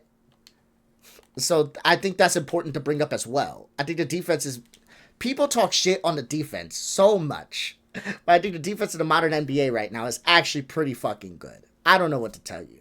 I think if you take the Oklahoma City Thunder and you put them against a team like Kobe Bryant's, one of Kobe Bryant's teams, mitigating Shaq. Mitigating Shaq, because him in any era is disgusting. I think they're able to hold Kobe Bryant's team to below, like, 80. And I say that confidently. Now, I know that Shaq's a huge benefactor to that. So I'd even bring up Michael Jordan. Everybody, even commentators, I don't know why they say this, will sit there and tell you that, you know, Michael Jordan could easily score on today's game. I don't believe that's true. I don't believe that's true. Like, I don't believe the defense nowadays is just so lackluster and just so bad. I don't believe that's true. And I believe if Michael Jordan was to score 40 points, if anything, they would probably treat it like a Jokic situation. You'd rather have Jokic give you 40 to 50 points than have him give you 30 points, 15 rebounds, 15 assists. You want a 50.5 assist night from Jokic any day over a 15 assist 30-point night from Jokic. You don't want him to get the team involved because it's more than the fit. I don't even say 10. I don't even have to go as high as 15. You know, as long as it's double digits, because it's more than just those 10 assists he had. It's the floor spacing. It's the confidence within the team. Now other players are hitting their shots even off of Jokic, not even because they got an assist from him. Just because of how the ball is moving. So yeah, I've said it before. I don't think it's as easy for Jordan to just drop 40 in today's NBA. But if he does consistently drop 40, I promise you Jordan is losing. Because they'll let him get 40 as much as he wants. They're not letting the team go off, though. So, I don't know. Sorry for pausing and giving you guys disgusting nuance in basketball and shit, but I just feel like the people he's going against, I can see why the comments are very swayed in Skap's direction. Him also being a public figure in a way and having a fanatic fan base. I just feel like these guys are they're more prepared to like own him and less prepared to show him. You get what I'm saying? So... let's keep going. Or did he? Where's the footage on that? And then Flight reacts. The camera wasn't on. So Kobe 81. Next would be Chamberlain. Did it at 78 points. Yep. That was in 1961. So 62, 61, and then David Thompson also did 73 and 78. So that was it for other than Kobe's 81. Like that was it for decades. Okay. Now, so like you said, dead ball era though. So factors in. But see, Kobe Bryant, as I kind of teased earlier, is arguably the greatest scorer of all time. If you adjust for pacing, the year that he scored 81 is the greatest scoring season in NBA history. If you adjust it for pace. Well, you can adjust everything. Right. If you adjust anything in the world, then you can figure an argument. All right, fair. So his 35.8 is still That's one a good of I'm not telling you he's not a great scorer. He's still only one of 4 guys that ever did it, and again, he did it in a time when it was 96 points per game. He scored the 6th most points ever in an NBA season. Again, he did it in 96 points per game. The other seasons that Chamberlain did it, it was 118, 117 points per game, so 20 points per game faster. Even Jordan's great 80s, those were like 109, 110 points per game. So my point is, Kobe Bryant, undeniably a top 3 all-time player in scoring. He has the most in scoring or all-time top 3 all-time scorer. Okay. Second all-time in 60-point games. Top 3 in 50 and 40 points. Do you know that he has more 50-point games than Durant and LeBron combined still? I also know LeBron has more playoff buzzer beaters than Kobe, but that's for a different discussion. So what I'm saying is Kobe Bryant is a top 3, arguably the best scorer of all time. Okay. So that you need that. You need to have an elite all-time top 3 scorer and be able to do it. Then he had the... You see that point? I wanted to pause a lot faster, but I was in the middle of a gunfight. But you see, that point there, you guys kind of catch what I'm saying. If you don't, I'll go. Don't worry, I got you. He just said he brought up LeBron. LeBron has more playoff buzzer beaters than Kobe does. He does, but that doesn't. Why does that matter right now? You guys are trying to pin down on whether or not a player can get to 81 points and get there. Skap is saying it's never going to happen. It's not possible. All right. And what? You're bringing up LeBron's buzzer beaters for what? Why? Who cares? Again, I think these guys just came here because they're like me. They don't like Skap, but they wanna roast him more than they want to show him. That's what they want to do, and that's not what you need to do. The best way to roast Skap is not to call him stupid. I call Skap stupid, annoying, a hater, disgusting, dumb. I've called Skap all these things. It's not that I wouldn't say it to his face. I absolutely would outside of a debate context. After the debate, after we're done. It's like, hey, when I'm shaking his hand, hey, by the way, you're stupid. But it's not that I'm scared to say it. It's the fact that during the debate, there's no use for this. The best way to make Skap look bad is not trying to roast him or make him feel bad. It's by showing him his points are obsolete. That's how you make him feel bad. In order to make Skap feel bad, show him that he's being ridiculous. Don't try to make him feel the way, though. Don't make him try to feel ridiculous. Show him that he is. Because if you could show him that he is, now you're going to be doing good, buddy. Necessity to do it. That team was garbage. Hold on, that team was garbage. In the 81-point game, Smush Parker was the second leading scorer, 13 points. Chris Mim, the only other player in double digits, 12 points. No other guy was out of the double digits. They had only 5 bench points in that game. They were down 14 at halftime. This is a lot of extra information. Can I respond? Hold on, and I'll turn it. Excellence meets necessity. You have incredible knowledge with your ability to rattle off these numbers, rattle off these stats. I give you the utmost credit in the world. I'll shake your hand. I'm going to look into the camera right now. He has contradicted himself multiple times. This most recent time, saying again, the NBA's offense is the easiest it's ever been. Yet nobody's going to be able to score 81 points. I find that laughable. Listen, this could age very poorly and come back to bite me in the butt. Right now, I will say somebody will score 82 points this season. Coming into this year, it'll be because the offense is the easiest it's been. There's no defense. Everybody can score, pace, fast, all this stuff. I'm wearing a Yankee hat. I'm wearing baseball stuff. I don't care. Somebody will score 82 points this year. Take your pick of who it is. Jokic. Look at him, big fat boy, whatever. Jokic will do it. Luka will do it. He's skinny now. Who knows what he's going to be able to do? I'm telling you right now, it's happening. Luka had 73, but now he's playing with LeBron James as a top 8. Well, LeBron's out for 3 to 4 weeks with sciatica, so he could do it in the first 3 to 4 weeks. You never know. But they're playing a more defensive style. Again, it's more defensive style. But it was offensive before, though. The Lakers under JJ Redick are trying to play more of a defensive method. There's plenty of other players in the NBA, but listen, we'll see. I wouldn't have been as confident as to say it's going to happen this year. If you guys want my honest opinion on it, I don't think it's ever going to happen. Real shit. I think a lot of players are capable, and I think there's a lot of players you can look at. But again, I just think it's more than just being efficient, bro. It's a lot of things have to fall right. You get what I'm saying? Let me give you an example. Let's say it's the third quarter. There's 6 minutes left in the third. Got the whole fourth quarter left. Luka Doncic is sitting at 65 points. He could easily get another 20 with the third and the fourth. But the Lakers are up by 20. Even by 15. But 15-point leads can dwindle pretty fast. Especially if the other team goes on a scoring drought. But the Lakers are up by 20 on the team they're playing.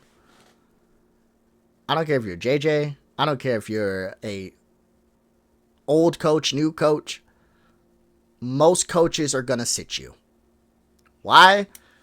Because we're trying to preserve you. All right? There's a lot of games in the season.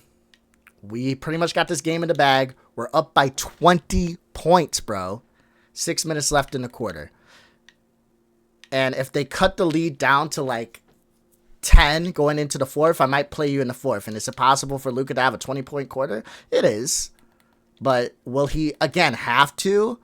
Let's say Luka drops all the way to 73, and now there's like 6 minutes left, and the Lakers are back up by 15. Is Luka going to play those 6 minutes? No. No. Most coaches are going to preserve their player. That's just what's going to happen. In order for a player to hit 81 points, that's why I would have more so the argument. Because keep in mind, there's an argument to the argument. right? It's not just about Kobe hitting 81 points. He's trying to bring this up as a point of contention that no one can score as well as Kobe Bryant. I don't think that's true. I think there's a lot of players that can score as well, if not better, than Kobe Bryant. But the reason he's bringing this up is to show you that. So you need to be able to have nuance in this conversation when you're going against Skap and understand that, again, he doesn't know what he's talking about. I agree with you that Skap has contradicted himself. Absolutely contradicted himself. I think it's funny that they say, like, the Lakers, he says the Lakers is a defensive team. That, guys, if you guys are a Laker fan, you know that's not true. You know that's not true. If you're a true Lakers fan, not even saying a basketball fan, a true Lakers fan, you probably squinted your eyes when Skap said that. Because what has been your biggest woe this year? Has it been offense? No, it has not been.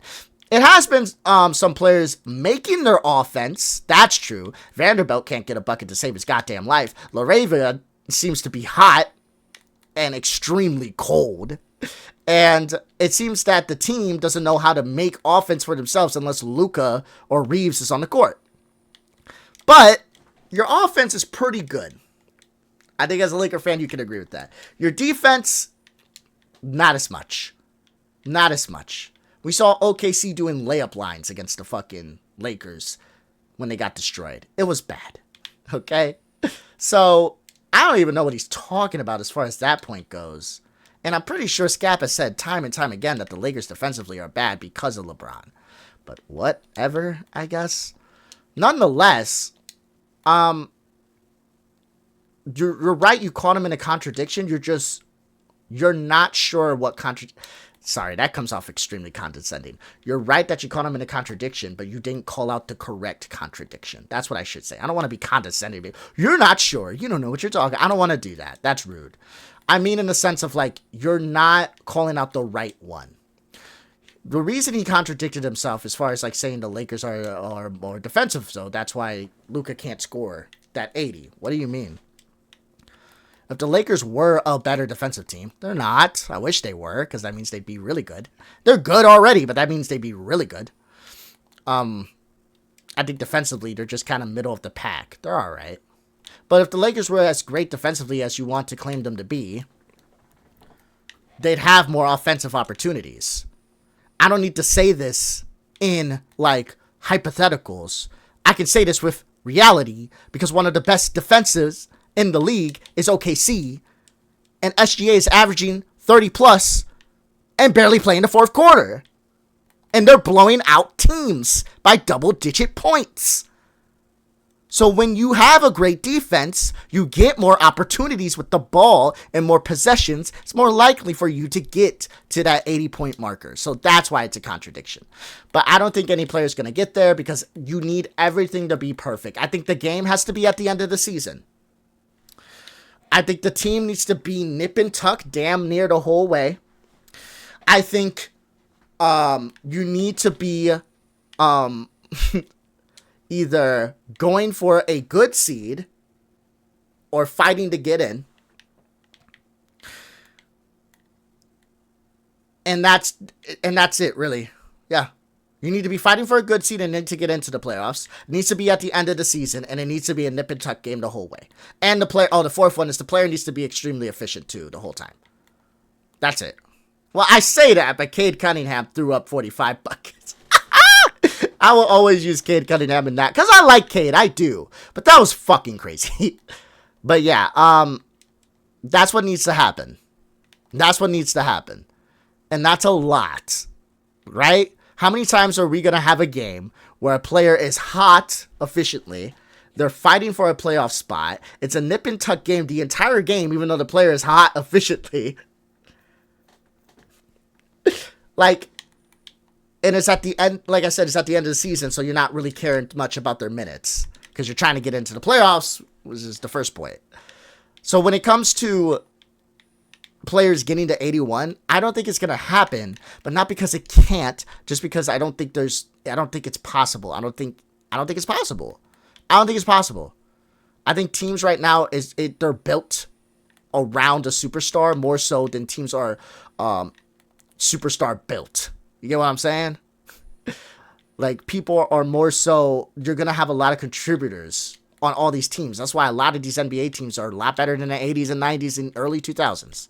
These teams are good because they're built around their superstar. They're built with a lot of contributors. Alex Caruso, Lou Dort, Chet Holmgren. The team is amazing, but it's not just one guy.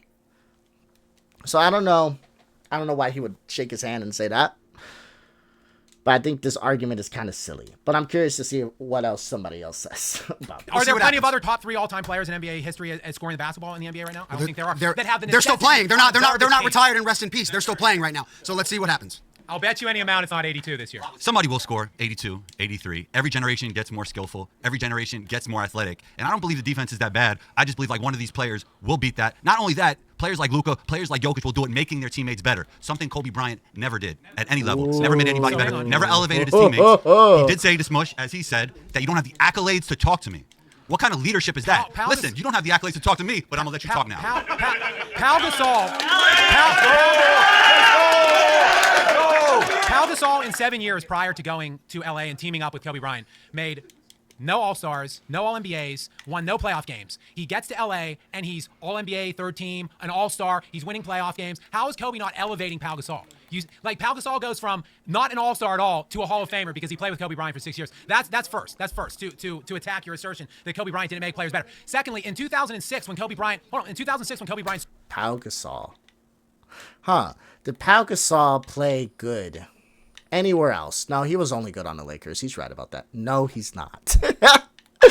Pau Gasol was the main reason that my Bulls team was a dark horse to win the championship back in the day with Jimmy Butler and Derrick Rose. Like, Pau Gasol played well outside of the Lakers. There's a lot of players that did not play well when they stopped playing with LeBron James. Stop. Scored the 81 when he, had half of the 50-point games in the entire NBA that season, when he averaged 40 for an entire month. Kobe Bryant that year, when he was on the court, his on-off per 100 versus off the 100 possessions per 100 when he was off the floor. They had the number 1 ranked offense in the NBA that year per 100 possessions with Kobe Bryant on the court, better than the Dallas Mavericks who won like 67 games that year. With Kobe Bryant off of the floor per 100 possessions in that 2006 You got a lot of season. stats, man. I do, bro. You got a lot of When he stats. was off the court. What does this have to do with somebody scoring 83? You're saying that he What's doesn't your make claim, bro? Your claim was that he doesn't make people better. He doesn't. I'm- Kobe Bryant and does I'm not. refuting Your your stats point don't matter. specifically. Watch the game. They do. He'll have 3 They people do. on him and he won't kick it to the wing for a 3. He won doesn't 5 make NBA teammates- championships. 3 of them were with Shaq. How many did Shaq win without Kobe? Dirk and D-Wade did was way more impressive. How is Shaq without Kobe Bryant? One thing. Let me say How one is thing. Shaq without Kobe Bryant? D-Wade Let's did talk it with a about wash Shaq. Let's talk about Kobe that. did it with a prime Shaq. There's a Let's difference. talk about and Shaquille O'Neal. There's a difference. And we're gonna get into Shaquille O'Neal later. I'll save it for later. You seem to be lost for words for your first time ever. All right, I'll give it to you now. I'll give it to you now, and we can talk about it later. Shaquille O'Neal with Kobe Bryant, when Kobe Bryant became a starter at the age of 20. Shaquille O'Neal was 67-33 in the playoffs and won 3 championships. In the 13 years Shaquille O'Neal played without Kobe Bryant, he was 62-54 and won 1 title. Who made who? Somebody will score 83, and they will make their teammates better while doing it. Something Kobe Bryant never did. And who will? Who will? Luka? How many championships Luka have? Number 30 over at Golden State is still playing, and he's still looking good. He's got to go. Get him out. Leave. Make him leave. Please get him out of here. I don't know what type of fan he is. I don't know if this guy is a LeBron fan. I don't care if he is a LeBron fan. I don't care if he's a Chicago Bulls fan. I don't care if he's a fan of my mother. Get him off the show, please. That statement alone disqualifies you. I don't know what to tell you. I don't know what to tell you. I'm a Steph Curry fan, okay? I have Steph Curry over there below. I don't know if you guys can see. I have him in my bookcase. On the bottom shelf. Oh, you can't really see it. It's kind of dark. I have him on my bookshelf. I like Steph. He's a great guy. He's not getting 83 points. It's not happening. Or 82. It's not gonna happen. It's not because he's not offensively great. It's because, again, it needs to be what I told you. A player that you don't care for minutes for. Steve Kerr cares about Steph's minutes. That's the reason he has been able to avoid the amount of injuries he probably should have had, because Steph Curry, injury-wise, is probably not the best, but Steve Kerr is probably one of the best coaches more than just winning. He knows how to mitigate injury through rest, and he's very good at resting his players. We want to talk about load management there. And he's very good at playing minutes with his players. He reminds me of a Greg Popovich in that sense, you know? Greg was very good when it came to resting his players, knowing when to play them, what minutes to play them in, etc. So Steve Kerr would stop that. It's not going to happen. He's not going to play enough minutes for that to happen. And he's older. He's going to get gassed. Yes, even Steph Curry can get gassed. Like, again, I guess I should have put that as the fifth factor. I didn't think to do that. The player has to be in their prime. I'm not saying Steph's not necessarily in his prime. I'm not saying he's out his prime. It's more so Steph is older. He's 36, bro. Like, the player has to be relatively young. 25, I'll say, to like 32 at the oldest. Maybe 33. In order for that record to be broken. Because, again, the player has to play a shit ton of minutes. Okay? And they got to be extremely efficient while doing it. Alright? Which is hard to do when you're older. Because you're definitely going to get more gassed than like a 28-year-old. And it's definitely hard to do if your coach is not going to play you that many minutes because you're older. So, yeah. Get him off the show. Jump shot is still wet. Okay? Number one. Did you just say Steph Curry? Yeah, I did say Steph Curry. Number one, Luka Doncic, Anthony Edwards, Jalen Brunson. Hell, what are their... Anthony Edwards is not doing it. Jalen Brunson is not doing it. I get this man off the show, please. Career highs right now. A good game against top 3. What are their career highs right now? New York. What are their career highs right now? What's Jalen Brunson's career high right now? It's got to be in the 40s. 45. 40.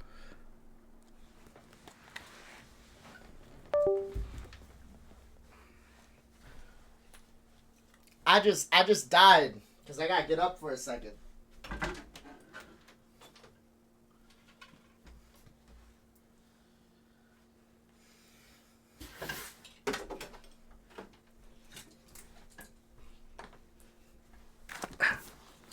Did this man just say Jalen? Let's keep going. To 82 is a big jump. 61 to 82 is a big jump. 61 to 82, that's a pretty big jump, don't you think? Yeah, it's a pretty big jump. And somebody who's more unselfish. If you're wondering why I paused and walked away, it's like, what are you doing? It's because he doesn't know what he's talking about. He doesn't even know Jalen Brunson's career. He's bringing him up as a name.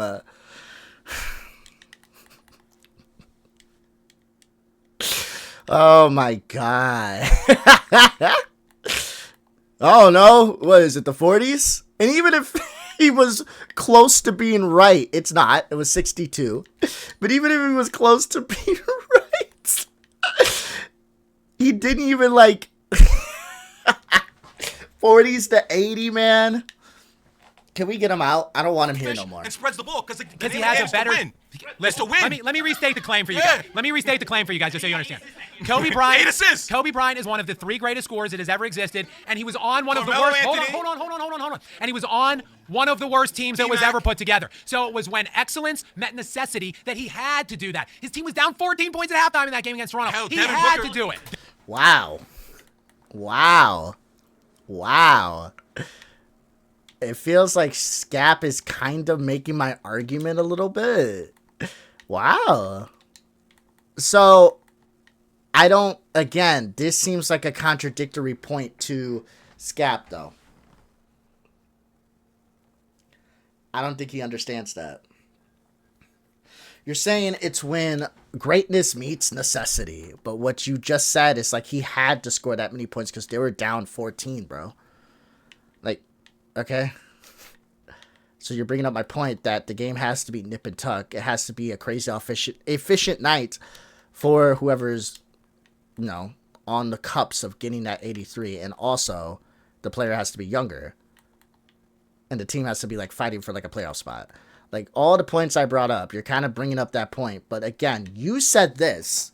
You said that no player is going to get to 81. You're using it as a point of argumentation because you're trying to say that no player is as great as a scorer than Kobe Bryant. It never will be. But now you're saying, oh, it had to happen. Okay, well, hold on. If it has to happen again, do you think it's possible? That would be the question. That's what he should follow up with. That's what I would follow up with. Like, hold on. My question to you is that, let's say it's a nip and tuck game. I don't need to repeat myself, guys. I know I yap a lot. So, I already gave the example, right? But if it's a nip and tuck game, and all the shit I said before, guys, I would look at him and I'd ask, hold on, do you think it's possible for a player to get to 83? The same situation happens? You know, do you think there's a player that's possible for them to get 83? Or are you saying that there's no player, even given that scenario, be able to get there that's capable of getting there? Because it sounds like he's starting to agree with me, Skap, which is crazy to say.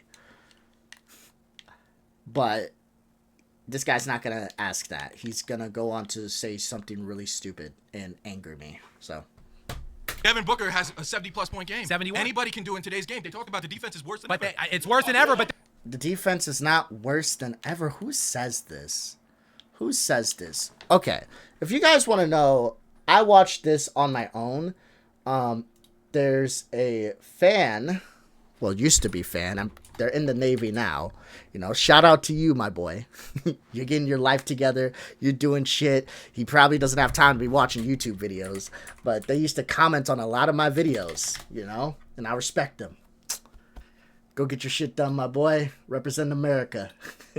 But I had a fan in the past that used to watch me and comment on a lot of my videos, and they told me to watch, like, Thinking Basketball. And I reacted to, like, one of their videos on stream, but for the most part, I watched their videos off stream.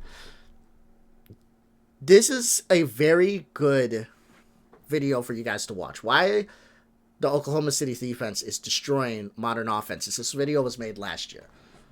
I don't understand this argument. The reason I don't watch these type of videos on stream is because this is very analytical. It's very boring in a sense. I like it. It's very nerdy, though, on the basketball side. But when it comes down to the defenses, I don't understand this argument of defense is worse than it's ever been. That's just not true. It's not true.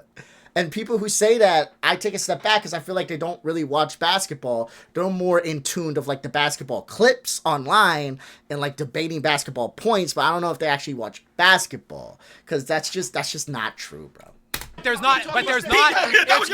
worse than ever, but there's not one of the three greatest scorers that ever existed in NBA history. It doesn't have to be. With the necessity in today's game, it doesn't have to be. Steph Curry can still do it. Steph Curry will never score 80. Luka Doncic can do it. Kevin Durant and Steph Curry combined do not have as many 50-point games in their careers as Kobe Bryant. Combined! What does that If have to do Malachi with Flynn anything? and Sadiq That Bey doesn't can score matter. over 50 points, I don't think in today's game you need to be a top 3 scorer of all time to surpass 81 points. I think Luka Doncic could do it. They're He probably didn't do it when he didn't have LeBron, though. Who? Now, Luka didn't do it when he didn't have LeBron. Now he has LeBron, a ball usage hog as well. All right, I'll be done in 3 seconds. We know LeBron's gonna be gone pretty soon. Kobe didn't do it. But when who he else had, are they gonna get? Kobe didn't do it when he had Shaq. Like, so maybe if Luka's ever a one-man team like Kobe was that year, maybe he'll be able to do it. But will he ever be? Because the Lakers are going to continue to refortify those players around Luka. That's a hypothetical that we can't talk about. All we can say right now is guys like Malachi Flynn and Sadiq Bey were not scoring over 50 points the year Kobe Bryant scored 81 points. So we're in a current NBA where guys are going off some nights. Yep, Way easier to score today. Yep. So you don't. It's not way easier. It's more talented. Why?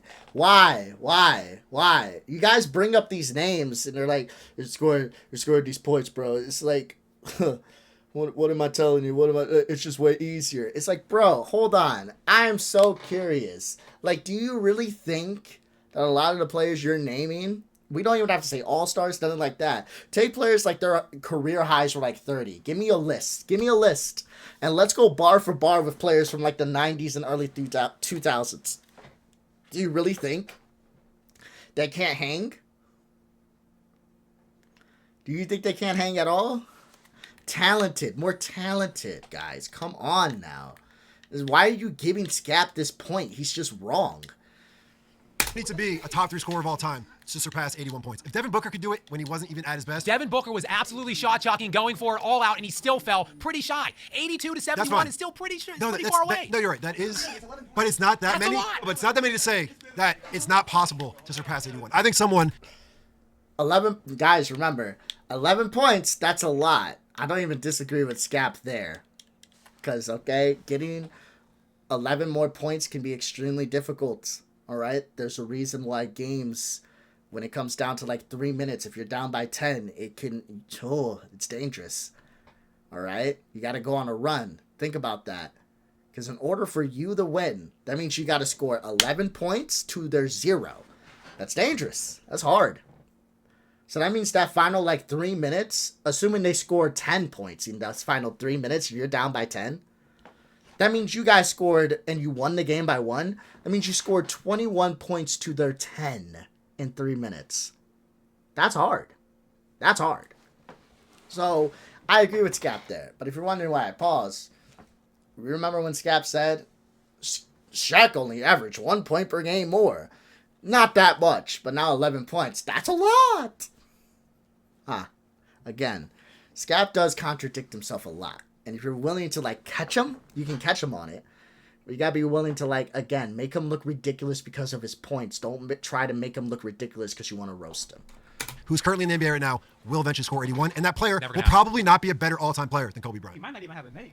My next claim is that Shaq didn't carry Kobe, he needed Kobe.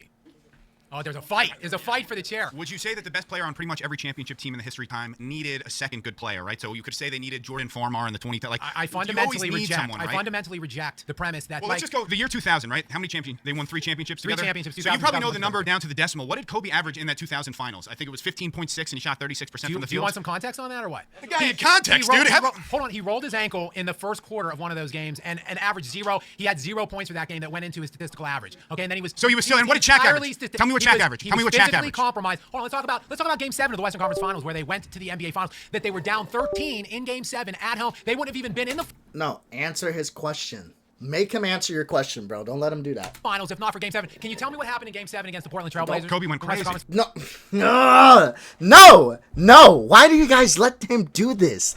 Don't let him do this. Make him answer your question. Make Skap answer your question. Whenever Skap is approached with a question that he's scared to answer, Skap will avoid your question with the question. Don't let him do that. Make him answer your question before you answer his. Don't let him answer your question with a question, because then you lost the debate before he even started. Finals. Kobe went crazy. Kobe Bryant, can you tell me what happened? No, I can't. Are you going to give me the stats? Kobe had 18 points on 7 of 8 shooting. No, at 2 I for can 3. tell you that Kobe Bryant led the Lakers in points, assists, rebounds, and blocks in Game 7 of the Western Conference Finals. And then you're going to go and belittle to get them to the final. Because yes, bro, you got me. Shaq was better than Rick Smits and was destroying Rick Smits. Thank you. You got me. But they wouldn't have been in the finals. Okay, any so now, of the 3 years without Kobe being the best. So they would not have been in the NBA Finals. Pretty much every championship team. Pretty much every championship team. So you just listed one game. Pretty much every team. Again, you could say they wouldn't be there if it wasn't. But now you're talking about points, rebounds, and blocks. And then you're going to discredit. So okay, over the runs, who had more points, rebounds, and blocks over the 3 runs? Over the 3 years. Answer the question. Shaq. So then how are you using that? Shaq averaged about 1.5 points more in their 4 finals runs. So now it matters the specifics of it. Okay, so he averaged more. More is more. But who was the closer? Who was the ball handler? Who was undefeated in hypothetical scenarios? And who had the better Mamba mentality? Who woke up earlier that day? That's what we talk about. We're talking about Kobe. Who was the best player in the Showtime Lakers era? Magic, or they had 2 of the best players of all time. So Right. So this is my premise. The claim is who was better in the 80s? No, this is my claim. Can we stick to basics? Yes, who had a higher floor? Kobe Bryant and Shaquille O'Neal were co-best players. Okay, well, Shaq in a literal sense was better. But he wasn't. That's what we're talking about. But he was. So the first finals. You're talking about the first finals. Let's talk all 3. Let's talk about 2001. Well, I believe 2000 was one of them. 2001 and 2002. Okay, so then they were they were great running mates. That's why you ever heard this expression like Shaq and Kobe? Well, first of all, which one comes first? But that's an expression. They were 2 great players. No one's talk about 2000, then I'll talk about 2001. I already spoke about it. No one's denying the greatness of Kobe. He was a great running mate. He was probably the best second option other than Scottie Pippen in their runs. No, he was a co-best player. He was far better than Scottie Pippen. So now you're saying he's a co-best. What's the claim? Shaq did not carry Kobe. Shaq needed Kobe. Okay, so he needed him. But so they're who was better? Who was better? I'd say Kobe Bryant was more valuable. Then why isn't that your claim? Because clearly you don't believe that. You have some very strong beliefs. If you thought Kobe was better, you would say Kobe was better. But Shaq needed Kobe. Well, I would say they're co-best players on that run, like Durant and Curry were in the Golden State. He's being. Oh no. So he's being very facetious, Skap here. But I do like the question that he brought up that he's avoiding the answer. If you thought that Kobe was better than Shaq, why isn't your claim Kobe is better than Shaq? Why is that not your claim? Why is your claim that Shaq needed Kobe? No shit, Shaq needed Kobe. LeBron needed Kyrie. Jordan needed Pippen. We can do this game all day. Who was better? Why aren't you saying that? And then when you're pushed on, you're like, no, I think he is. But, I think they're co-stars. Which one is it? Are they co-stars or is Kobe better? Like, I like that he pushed him on that. I like that he's avoiding answering that because that's Skap for you. But I mean, I don't like that he's avoiding answering it. That's Skap for you, but I do like that. At least he was pushed on it. That's the dynamic that Shaq and Kobe had in my estimation. You and other people try to paint Kobe Bryant in revisionism that he was like a Pippin to Shaq's Jordan. Not the case. It wasn't Batman Robin. It was Batman and Superman. Kobe and Shaq were Batman and Superman. Let's not get into revisionist history with Kobe because the narrative is very much. Because now it's like it's Batman and Superman. Well, who is Batman? You're gonna say Kobe? Are you gonna say Kobe was Batman? I love Batgoat. Any day. I got Batman behind me. I like the Batgoat. But everybody knows that prep time is his fucking... Prep time is his fucking go-to for everything. But in a straight-up fight with no prep time, Batman gets his ass kicked by Superman. Just straight up. If Superman decided to blitz Batman for whatever reason, Batman's dead. Superman decides to just roll out of his bed and go blitz Batman, he's dead. Alright? That just is what it is. And I love Batman. So, let's not play games here. Okay? Batman is Superman. Obviously, one is better. And it's Superman. But you're trying to say, oh, they're co-stars. Again, then how... You're trying to make the implication that Shaq is not as good as people say. But then you're turning it into, actually, they both were amazing. This is the contradictory nature of Skap. And this is the reason why I wanted to beat him. But let's keep changed since he unfortunately passed away. But that day in January of 2020, he's made lesser. Huh? Now, he's made lesser. That's factually incorrect because he used to come up in like the 9 to 12 range when you're talking about the greatest of all time, where he literally is. Ever since that very unfortunate day, people talk about him in a different light. Everybody was talking about Kobe as a top 3 player when he was playing in the NBA. Peers of all time? Yes. Kevin Durant has Kobe Bryant as a second-grade player. Okay. Can we not do stats? Can we not do semantics? Well, but Kevin Durant does not have him as a... Kevin Durant has him as a top 2... Bro, I love the picking and choosing, okay? Hey, Skap, if I went and said who's, like, the best player... Like, doesn't Steph Curry have, like... I wouldn't say his top 5, but when he was, like, picking the roster of, like, the top 4 players he would want to play with for the best team, I feel like that's the best way to say a top 5 without saying top 5. When he was asked to make the best team around him and LeBron was on it. Like, Steph Curry, I feel... I would trust his basketball acumen a lot more than Kevin Durant. Definitely more accomplished. Would you take Steph's answer that LeBron is, at least in his mind, one of the best players of all time? One of the at least top 5 in his eyes? I'm just curious, bro. Kevin Durant has Kobe number 2. Okay. Because I know you don't even have LeBron number 5. Just want to throw that out there. What are you talking about? Your feeling? No, not your my eye feeling. test? No, not my feeling. How do we gauge that? We got small. Let's work together, right? You say Shaq needed Kobe, right? 100%. Everybody need a great teammate.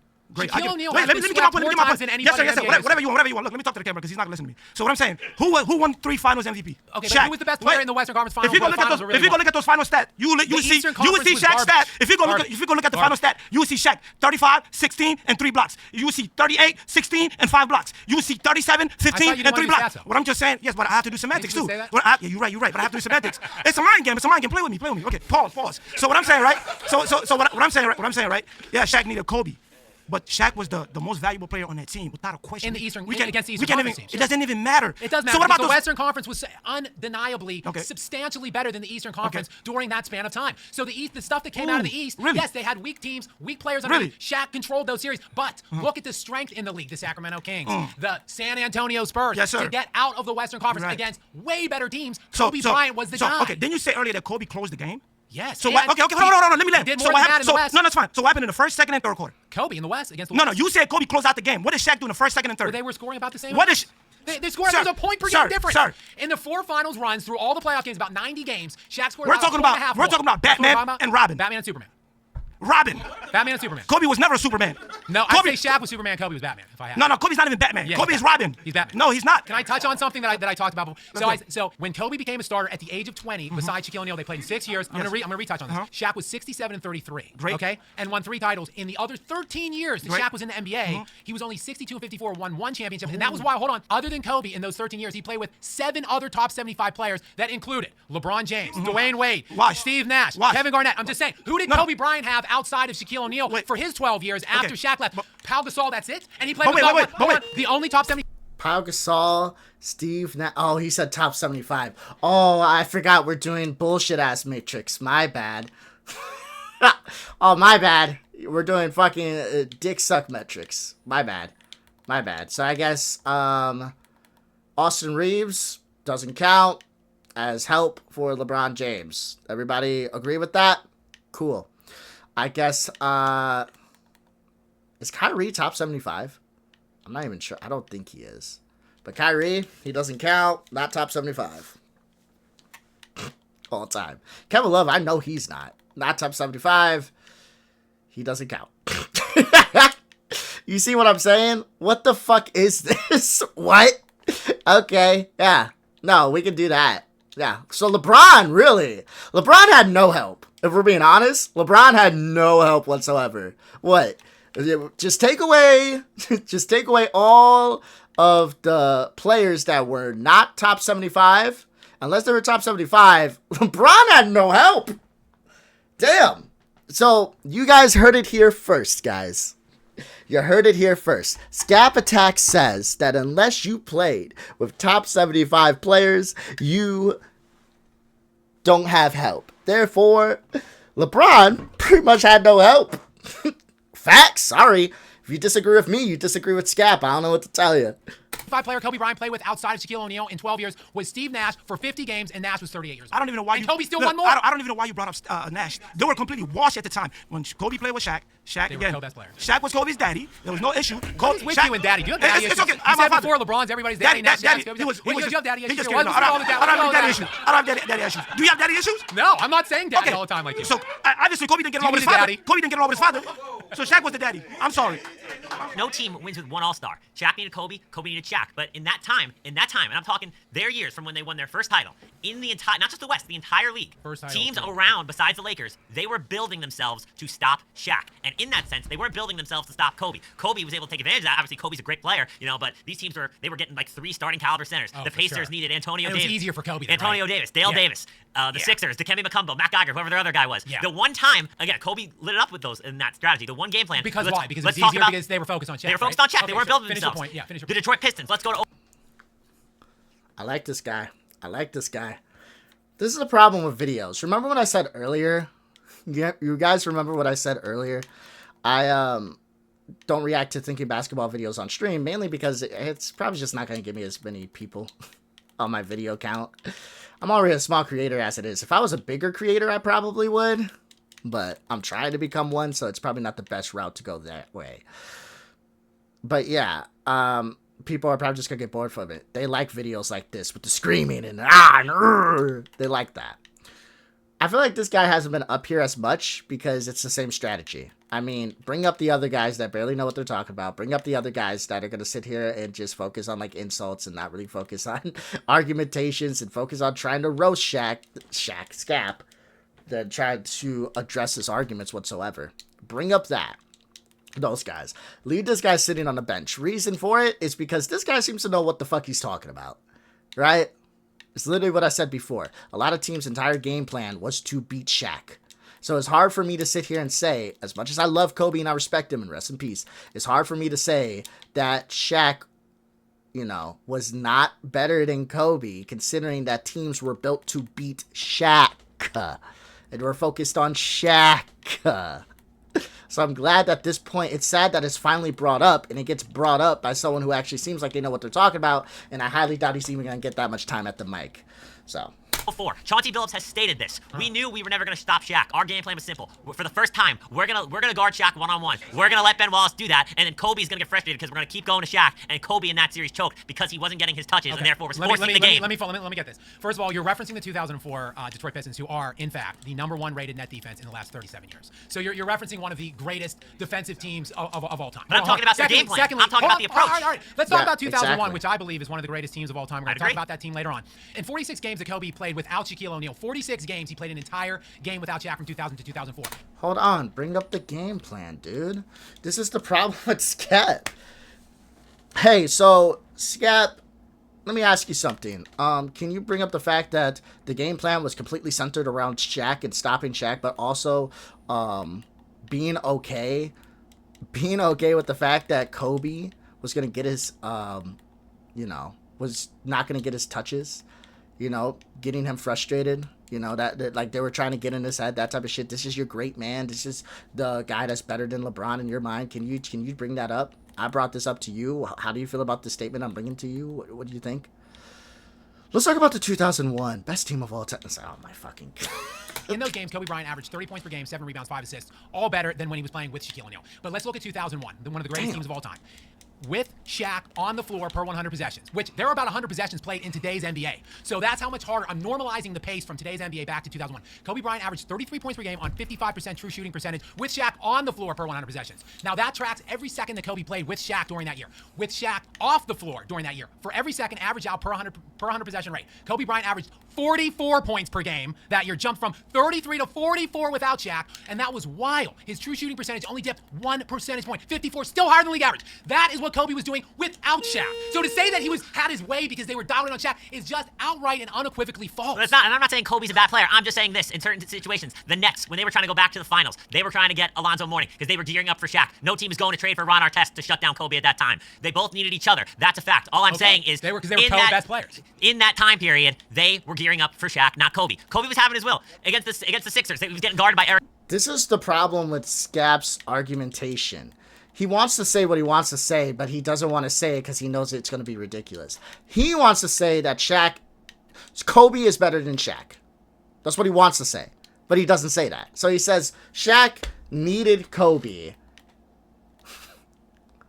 Like, no shit. Thanks, Sherlock. But your implication that you're trying to draw is that Shaq wasn't as good, and actually Kobe was better. But you're not saying that. You hint at it, but then you turn around. They're both best. They're bad, and super bad. It's like, oh, okay. So you don't think Kobe's better than Shaq? Oh, I wouldn't say that. No. It's like, okay, then why don't you just say that? Say what you mean. Why are you speaking out both sides of your mouth? Snow, they weren't going to get Kobe stoppers. They were going to get Shaq stoppers. And that's where I'm walking off. My next claim is, because we just talked about it, let's keep it going. The 2001 Lakers are the greatest team in NBA history. 2001. I don't believe that at all. That Kevin Durant Warriors team was insane. It's one thing if you have a team that's really great, but it's more than just Kevin Durant. You had Kevin Durant, you had Klay Thompson, you had Draymond Green, you had Steph Curry. Your center was pretty decent. Their bench was deep. Like, the All-Star format had to be changed because of this team. Do you not understand that? Let me say that one more time for you. The All-Star format had to be changed because of the Warriors. They single-handedly might have destroyed the All-Star game. Because the All-Star format now just has been on and off, just has not been the best. All-Star format had to change because of this team. No disrespect to that team whatsoever. No disrespect to Kobe. I am not. No, absolutely not. I'm not saying that. I'm not even saying that they're better than the 72-10 Jordan team. I don't even know if I'd say that. I'm sorry. No. Scottie Pippen. Okay. You had Scottie Pippen. You had Rodman. You had Jordan, obviously. Deep bench. Kukoc. No. Nah. That was nice. Would it be Shaq? Would it be Kobe? Tyronn Lue? You just listed Tyronn Lue as one of their good players. He's all right. I mean, I'm making you look kind of bad because without Shaq, without Kobe, without other players. Why is he back? Why is he back? I don't want him to be I don't. Why? Why do we have people who don't know what they're talking about talking to him? How long were they sitting here? Did everybody have like an equal round at the table? I feel like they didn't. Why did they take my homeboy away that actually knows what he's talking about? Why? Why is he back at the table? He's been here like twice. Ugh. I mean, what do the Lakers really have? Rick Fox was nice, but was he always wet? Nah, not really. And who did they go against? 2001 76ers. Allen Iverson. They stole game 1, and Kobe was on the. I hate. This is one of my true hatreds of being a React streamer is I have to sit here and I have to let him finish, and it's killing me. Locker room, that little mother. Are you saying that the Sixers weren't good that year? No, I'm not saying they wasn't diminishing good. the Sixers? What I'm saying is, can I tell you something about the Sixers that year, please? Yeah. Because you can clearly don't know. But I do. But Go on then. Tell me about their accolades that year. You don't know anything about basketball, my guy. I want to throw that out there. I'm saying that to you. But what the fuck is this guy? Fancy has a thing around his thing. I mean, you had okay, you had the sixth man that year. Sixth man of the year that year, correct? Keep going. You had Snow. You had the head coach of the year. Head coach of the year as well, Larry Brown, coach of the year that year. You had the Kembe Mutombo. Who was what that year? Defensive player of the year that year. I see what you're trying to do. And Allen Iverson, who was the league MVP that year. He was. And they won 56 games, which was tied for the Lakers as the second highest win total that season. And you're talking about the Sixers that year with some scrub team? Are you kidding me? Sixers were not a scrub team. They just were not as good as you're trying to hype them up to be, but they were good. They were a good team that deserved to be in the finals. There you go. That Laker team was a great team. Don't get me wrong. It was a great team. But it was not... You're trying to make it out to be that they're the best team of all time. I can't side with you on that one. And I definitely can't side with you by using them beating the Sixers as an example. Okay. All right. Honestly, I'm thinking hard. I don't know how hard I want to die on this hill. But Karl Malone and John Stockton's team, that first time around, going against the Bulls, I think that team is probably better than the Sixers team. I'd have to really look at it. I'd have to think about it. I don't want to hold myself to that. But the fact that I have to think about it, that should be enough said. That, okay, so they're probably not... they're not fucking as great as you're trying to hype them up to be. That's all. I didn't say they was a scrub team. I'm saying they was good. But if we're being honest, was they only just good in the East? Yes. I'm glad you brought that up. What did they do in the West? Can we go over what the Lakers did in the West that year? Yeah, the Lakers did a lot. But wasn't that the same season that old boy was throwing some money on the Sacramento Kings game? No, that was the following. That was 2002. That was 2002. Either or. I mean... This is why is he up here? Hold on. That Lakers team, I mean, yeah, they were playing pretty good, but who did they really play against? They played a good team, but it was I can tell you who they played. Since you can't tell us, let me tell us. Okay. They had the second hardest run in NBA history based on SRS. That's you simple keep rating talking about system. numbers. Who is SRS? What are these numbers? Who is SRS? God damn it. God damn it. Oh, man. God damn it. God damn it. I'm muted. Guys, can I please watch the rest of the video that way? Opponents won, okay. but how they won those games against the quality of opponents that they faced. So it was the second most difficult run ever in league history based on SRS, behind only the 95 Houston Rockets. However, that 2001 Lakers team, against that difficult field of all 50-plus-1 opponents, the Lakers produced the second highest margin of victory per game throughout that postseason. So wait a second. The team that faced the second hardest run ever beat that field by the second highest number ever? Didn't Kobe say, we are lucky that Allen Iverson is not at least, 6 something? Is that your argument right now? Yeah, that is my Allen argument. Iverson was 6'6", that would have been a harder series? I mean, Kobe said it. Interesting. Kobe said it. So that's my point. I'm sorry, KJ, I cannot speculate on what would happen if Allen Iverson grew 6 inches. Kobe said it. Kobe said it. Kobe said we're lucky A-Guy's not taller. Can I give you two teams that I would put up there that rival that? Right, so, I mean, I think the obvious one is the 72-10 Chicago Bulls. I think the fact they have the all-time win record, winning that championship that year, second best player of all time, Michael Jordan, Scottie Pippen again. I would argue, arguably the most underrated player of all time. There's that one.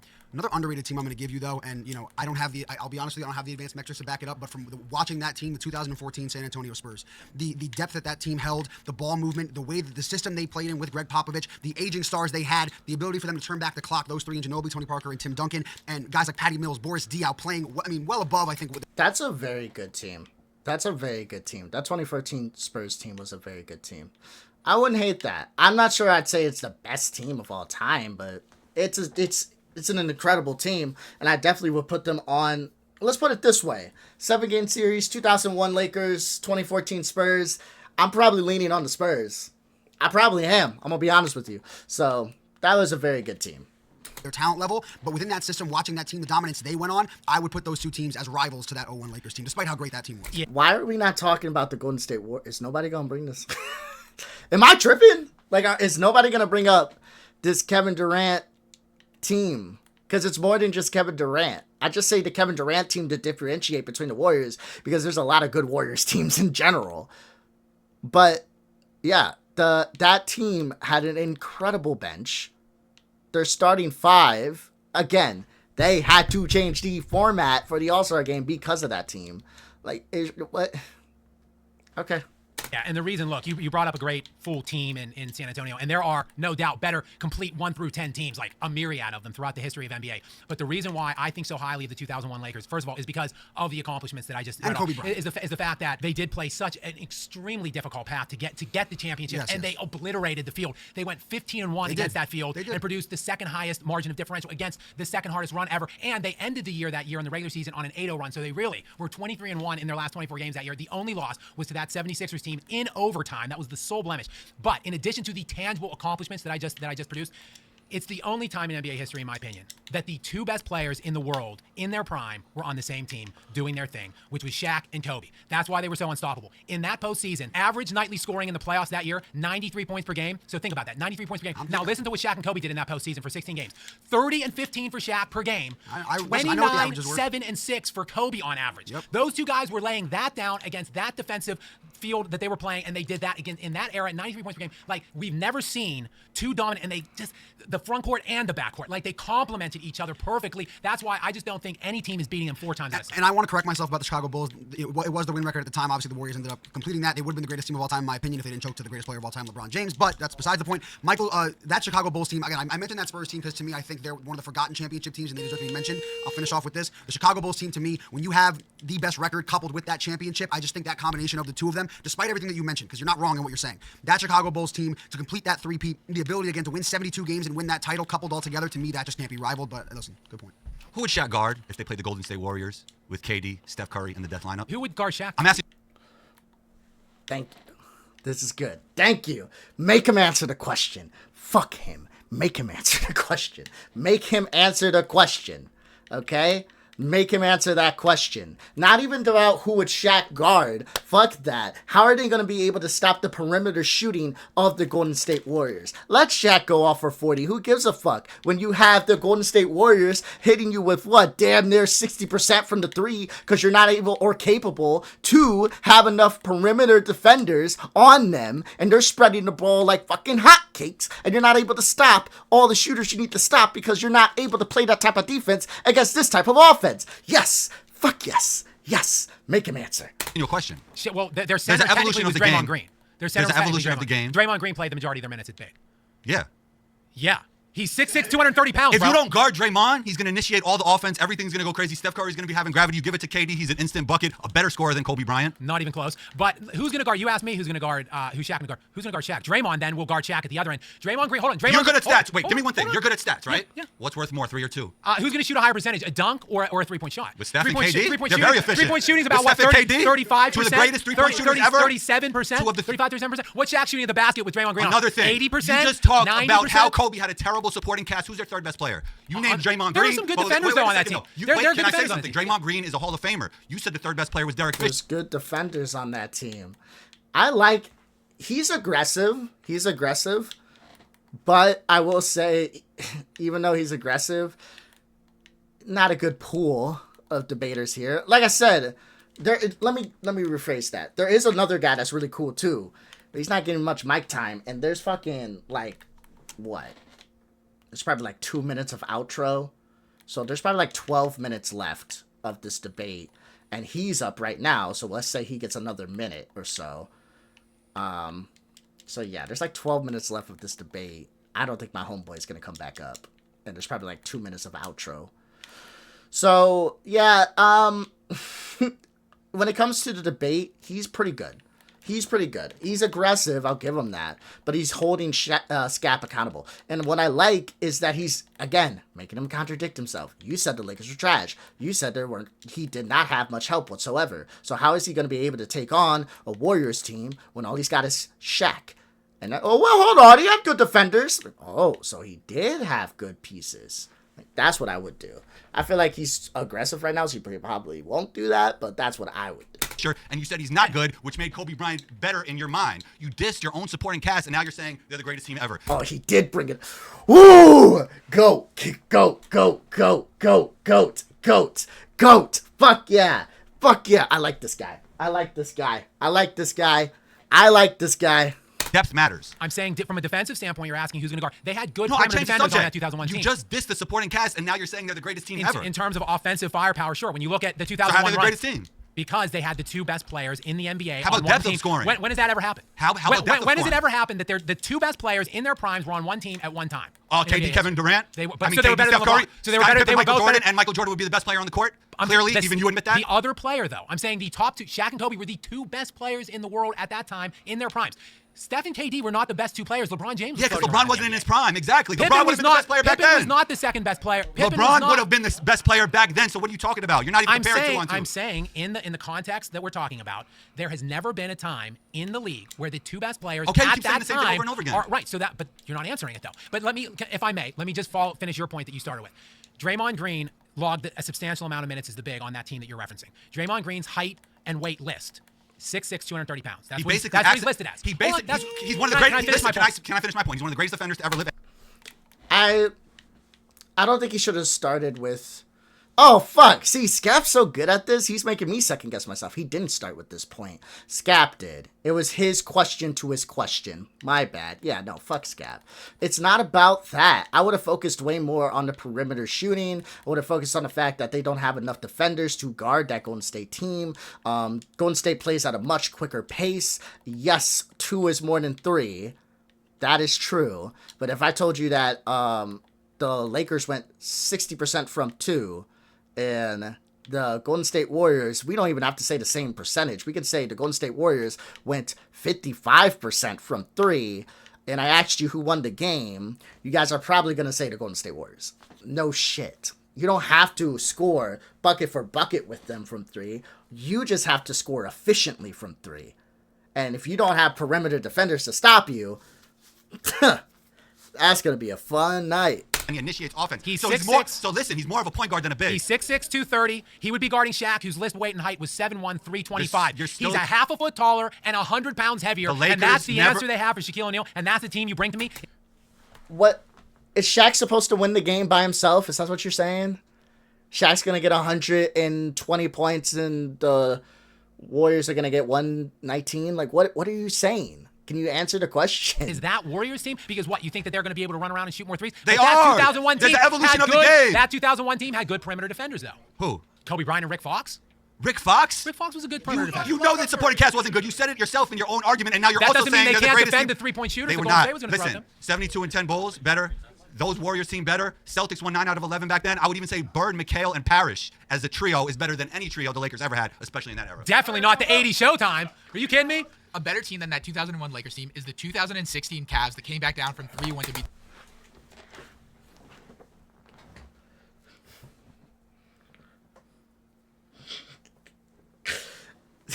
Fuck. Fuck. What the fuck was this? Saving him for last, head ass. What is this shit? You better. Fuck. You better know exactly what you're talking about, boy. You better know exactly what you're speaking on, my boy. Fuck. I was not expecting that to be said. Fuck. You better. All right, 24 seconds on the clock, boy. Get him. The Warriors, so they won the first 2 series in a sweep. Marcus Smart doesn't matter. They sweep. Fuck. That's not what you should be saying. No. I would say that beating the no, who did they play? Fuck. I'm gonna fuck. The Cavs were definitely head and shoulders the best team in the East back in 16. For sure. I wouldn't necessarily go who did they play. If I'm trying to steal Mana's argument. I wouldn't even say this. I'm a LeBron fan. I wouldn't say this shit. They were a great team. Fuck. I just wouldn't say this shit. The problem is, in order to be a great team, you need to be able to have like enough pieces around you to where you're like OKC is a great team.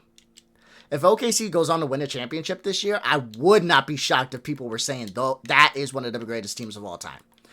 And strictly because it is one of the greatest teams of all time. I understand Skap has his metrics. It's like, you have two of the best players of all time on one. If we're speaking on the greatest team, that's the reason I said the 72-10 Bulls, because there's more than just Jordan and Pippen. There's a lot on that team. That team was insane. 1 through 10 was great. And it's the same with the OKC Thunder. It is not the same with that 2016 Cavs team. What are we saying? I don't even want to...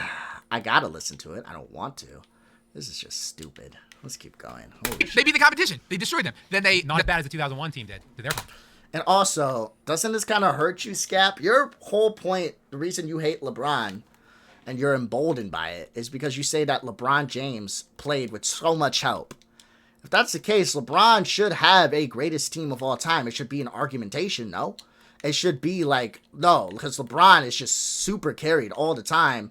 This X team that he had, this 2000 blah team, is better than like 90% of teams. And it's not even because of LeBron. It's because of how great he had, all the pieces. I just find that funny. I just find it funny. I'm not hampering on it too much, but I just find it funny because that's a lot of like LeBron anti-fans. LeBron had so much help, you know? He was carried. But then at the same time, he didn't even have enough help. I wanted to use him as a body shield.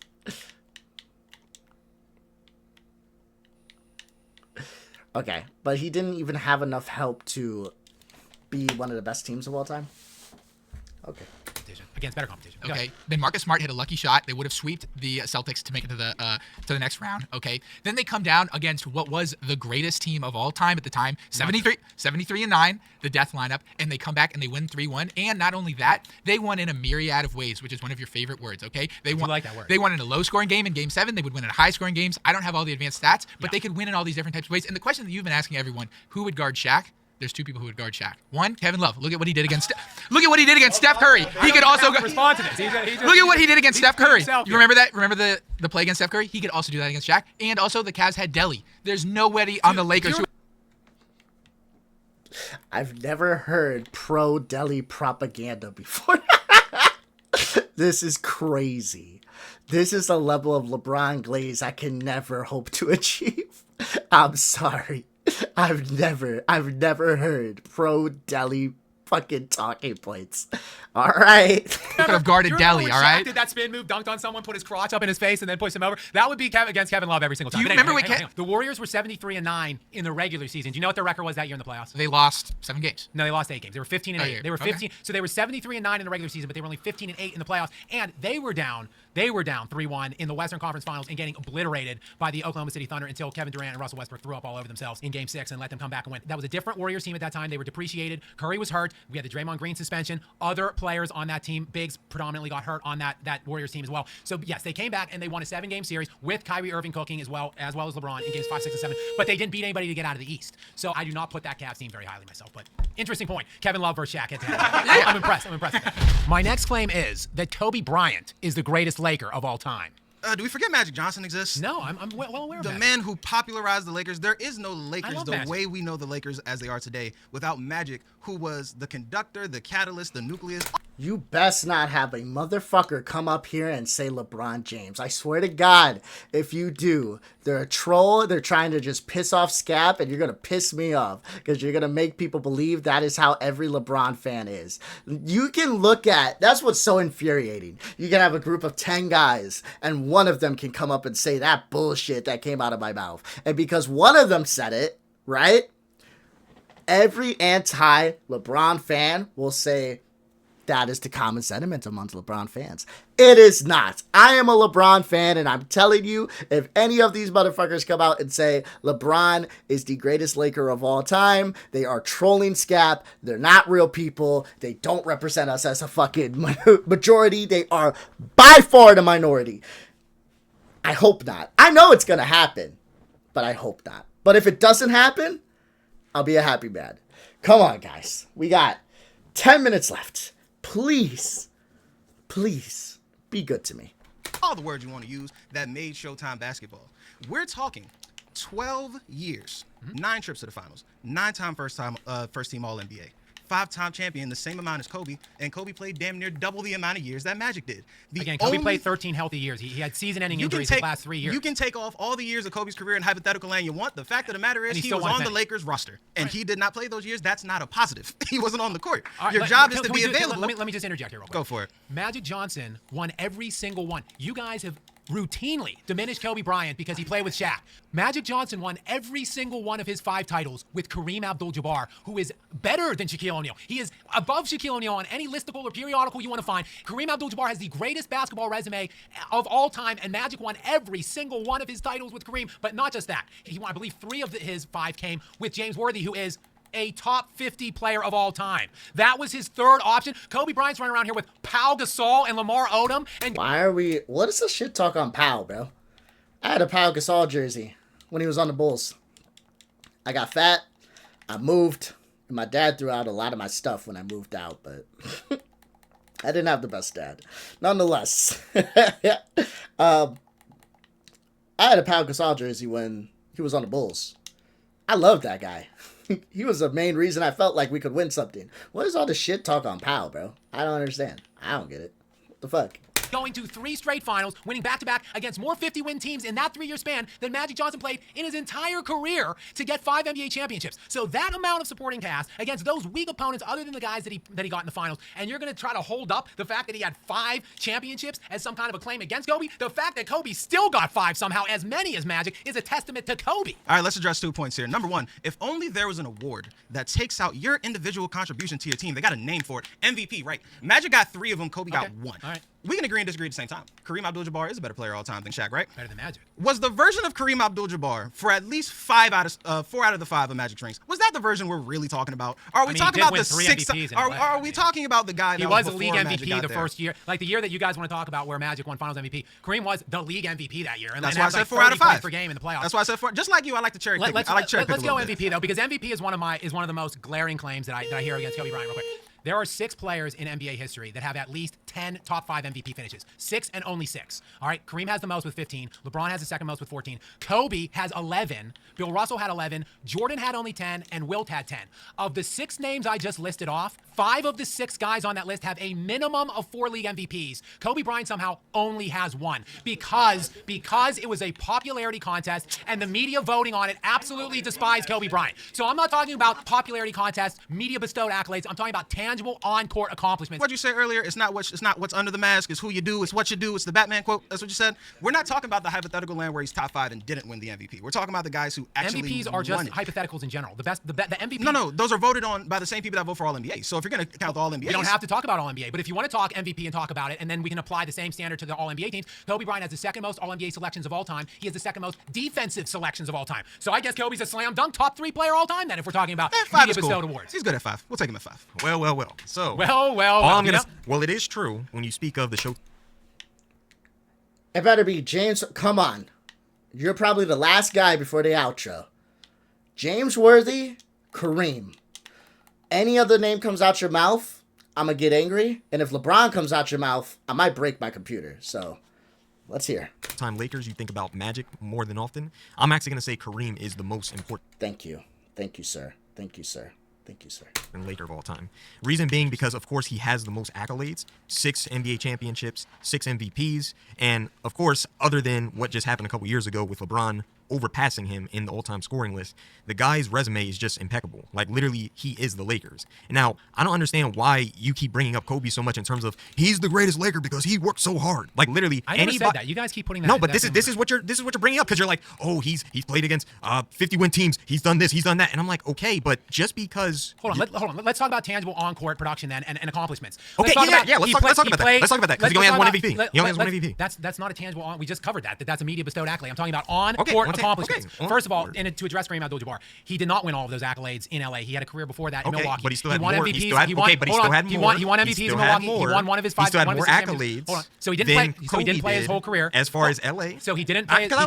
I'm just saying because you've been speaking the whole time. I want to talk about Kobe's. No, I'm just saying as far as accolades. Kareem Abdul-Jabbar, even though he didn't win Let's all talk of about those accomplishments on the court, though. But you just told it. You just Kobe brought Bryant it back to played more accolades. games, You more just brought minutes, it and back to scored more accolades. points than anybody in Lakers history, more than Kareem Abdul-Jabbar. Okay, but Kareem's more in points. He's He's more not, points all though. time. Not in a Lakers uniform. Okay, but as an overall, We're not talking about his overall prop. Okay, We're talking but about overall, the best Laker of all time. I still would take Kareem because even though he didn't win all of his accolades with LA, he still has more accolades in LA than Kobe Bryant. Kobe Bryant he's the #1 leader in games played, minutes played, points scored, wins total as a Laker. He won 5 NBA championships, and he spent every single second of his NBA career, a 20-year career, in a Lakers jersey. At the time he retired, he spent more time in a Lakers jersey than he did on Earth. And then he carried on afterwards. The way he is beloved and the imagery that he still exists as today throughout Los Angeles, to me, it's not even close. I think it's a slam dunk. The easiest claim to defend of all of them is that Kobe is the greatest Laker of all time. I disagree because Kareem Abdul-Jabbar, he's literally the standard of what a Laker should be. Like, he honored and embodied the entire Laker franchise, and literally with Magic Johnson. He's an all-time great. He's just not better than Kobe. He's just not a better Laker than Kobe. We could agree to disagree, but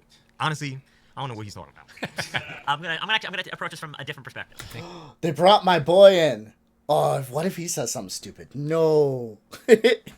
Come on.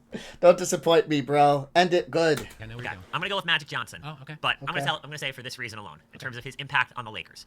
Before he got there, the Lakers, what were they most known for? They were kind of a sort of a franchise that was the lovable loser. They were always losing to the Celtics year in, year out, despite having great players in Jerry, Wilt, Elgin Baylor, Dale Goodrich, and then they got Kareem Abdul-Jabbar, and early on they weren't winning there. When Magic Johnson got there, that is when the winning started. And more than anything, what are the Lakers known for as a franchise? Their royalty. It's about the pageantry. That's what Magic Johnson brought them. He created that winning identity, and he was the star amongst stars in Hollywood. It was a show because of him. That's what the Lakers love to be. They always want to be headlines. They always want to be in the news. Magic Johnson is the man that created that identity. Magic Johnson made the Laker brand. I would say this. We just heard from someone who has Kareem Abdul-Jabbar on his list, who was on that same team. So I would reject the premise that Magic Johnson and Magic Johnson alone brought that. It was a cumulative response to having a top 3 to 5 all-time player in place. That certainly helped. I won't argue that. Magic Johnson coming in, them again. They needed each other. Again, nobody wins alone. Getting James Worthy, a top 50 player. Them having a plethora of other elite role players during that time, and an iconic coach as well in Pat Riley. A great 100%. GM, which is where I thought you were going to go with was Jerry West. Was where I thought you were going as the best Laker. To me, the only guy that you could argue with above Kobe maybe would be West, even though I would reject that premise as well. Kobe Bryant carried. I mean, you could say Magic created the winning. I reject that. I think it was a total. I would say Jerry West, Pat Riley, like even the late great Dr. Jerry Buss. I think those guys. It was a comprehensive kind of accomplishment by that whole team that did that. It was not simply Magic Johnson, whereas Kobe Bryant, it was just him. By himself, a loner. After Shaq left, that team would have fallen into total and utter obscurity. Kobe Bryant didn't take his talents to some other great But players. he wanted to. He requested a trade. Okay, are we talking hypotheticals or what happened? That is what happened. That's what happened. He wanted to go to Chicago. Where did he go, though? He didn't get traded. Oh, but he stayed in L.A. He stemmed the tide with an absolutely abysmal supporting cast, sold the tickets. Are we talking about hypotheticals? It's not a hypothetical. Kobe did ask for a trade. Yes, he did. He wanted out of LA. What are you talking about? He didn't take his talents anywhere else. Yeah, because they couldn't, because they didn't trade him. I love it. Kept the Laker brand alive, and then after Pau Gasol left, they did it to him again. They brought garbage players around him. He blew his Achilles out. He still carried on the legacy, the mythos of the Lakers, and that legacy and mythos still exists to this day in Los Angeles. He is so cherished and beloved there still. To me, it's not even close. Kobe Bryant is the greatest Laker of all time. All right, guys, now it's up to you to decide. Who won this debate? Was it me, or was it all of these Kobe haters?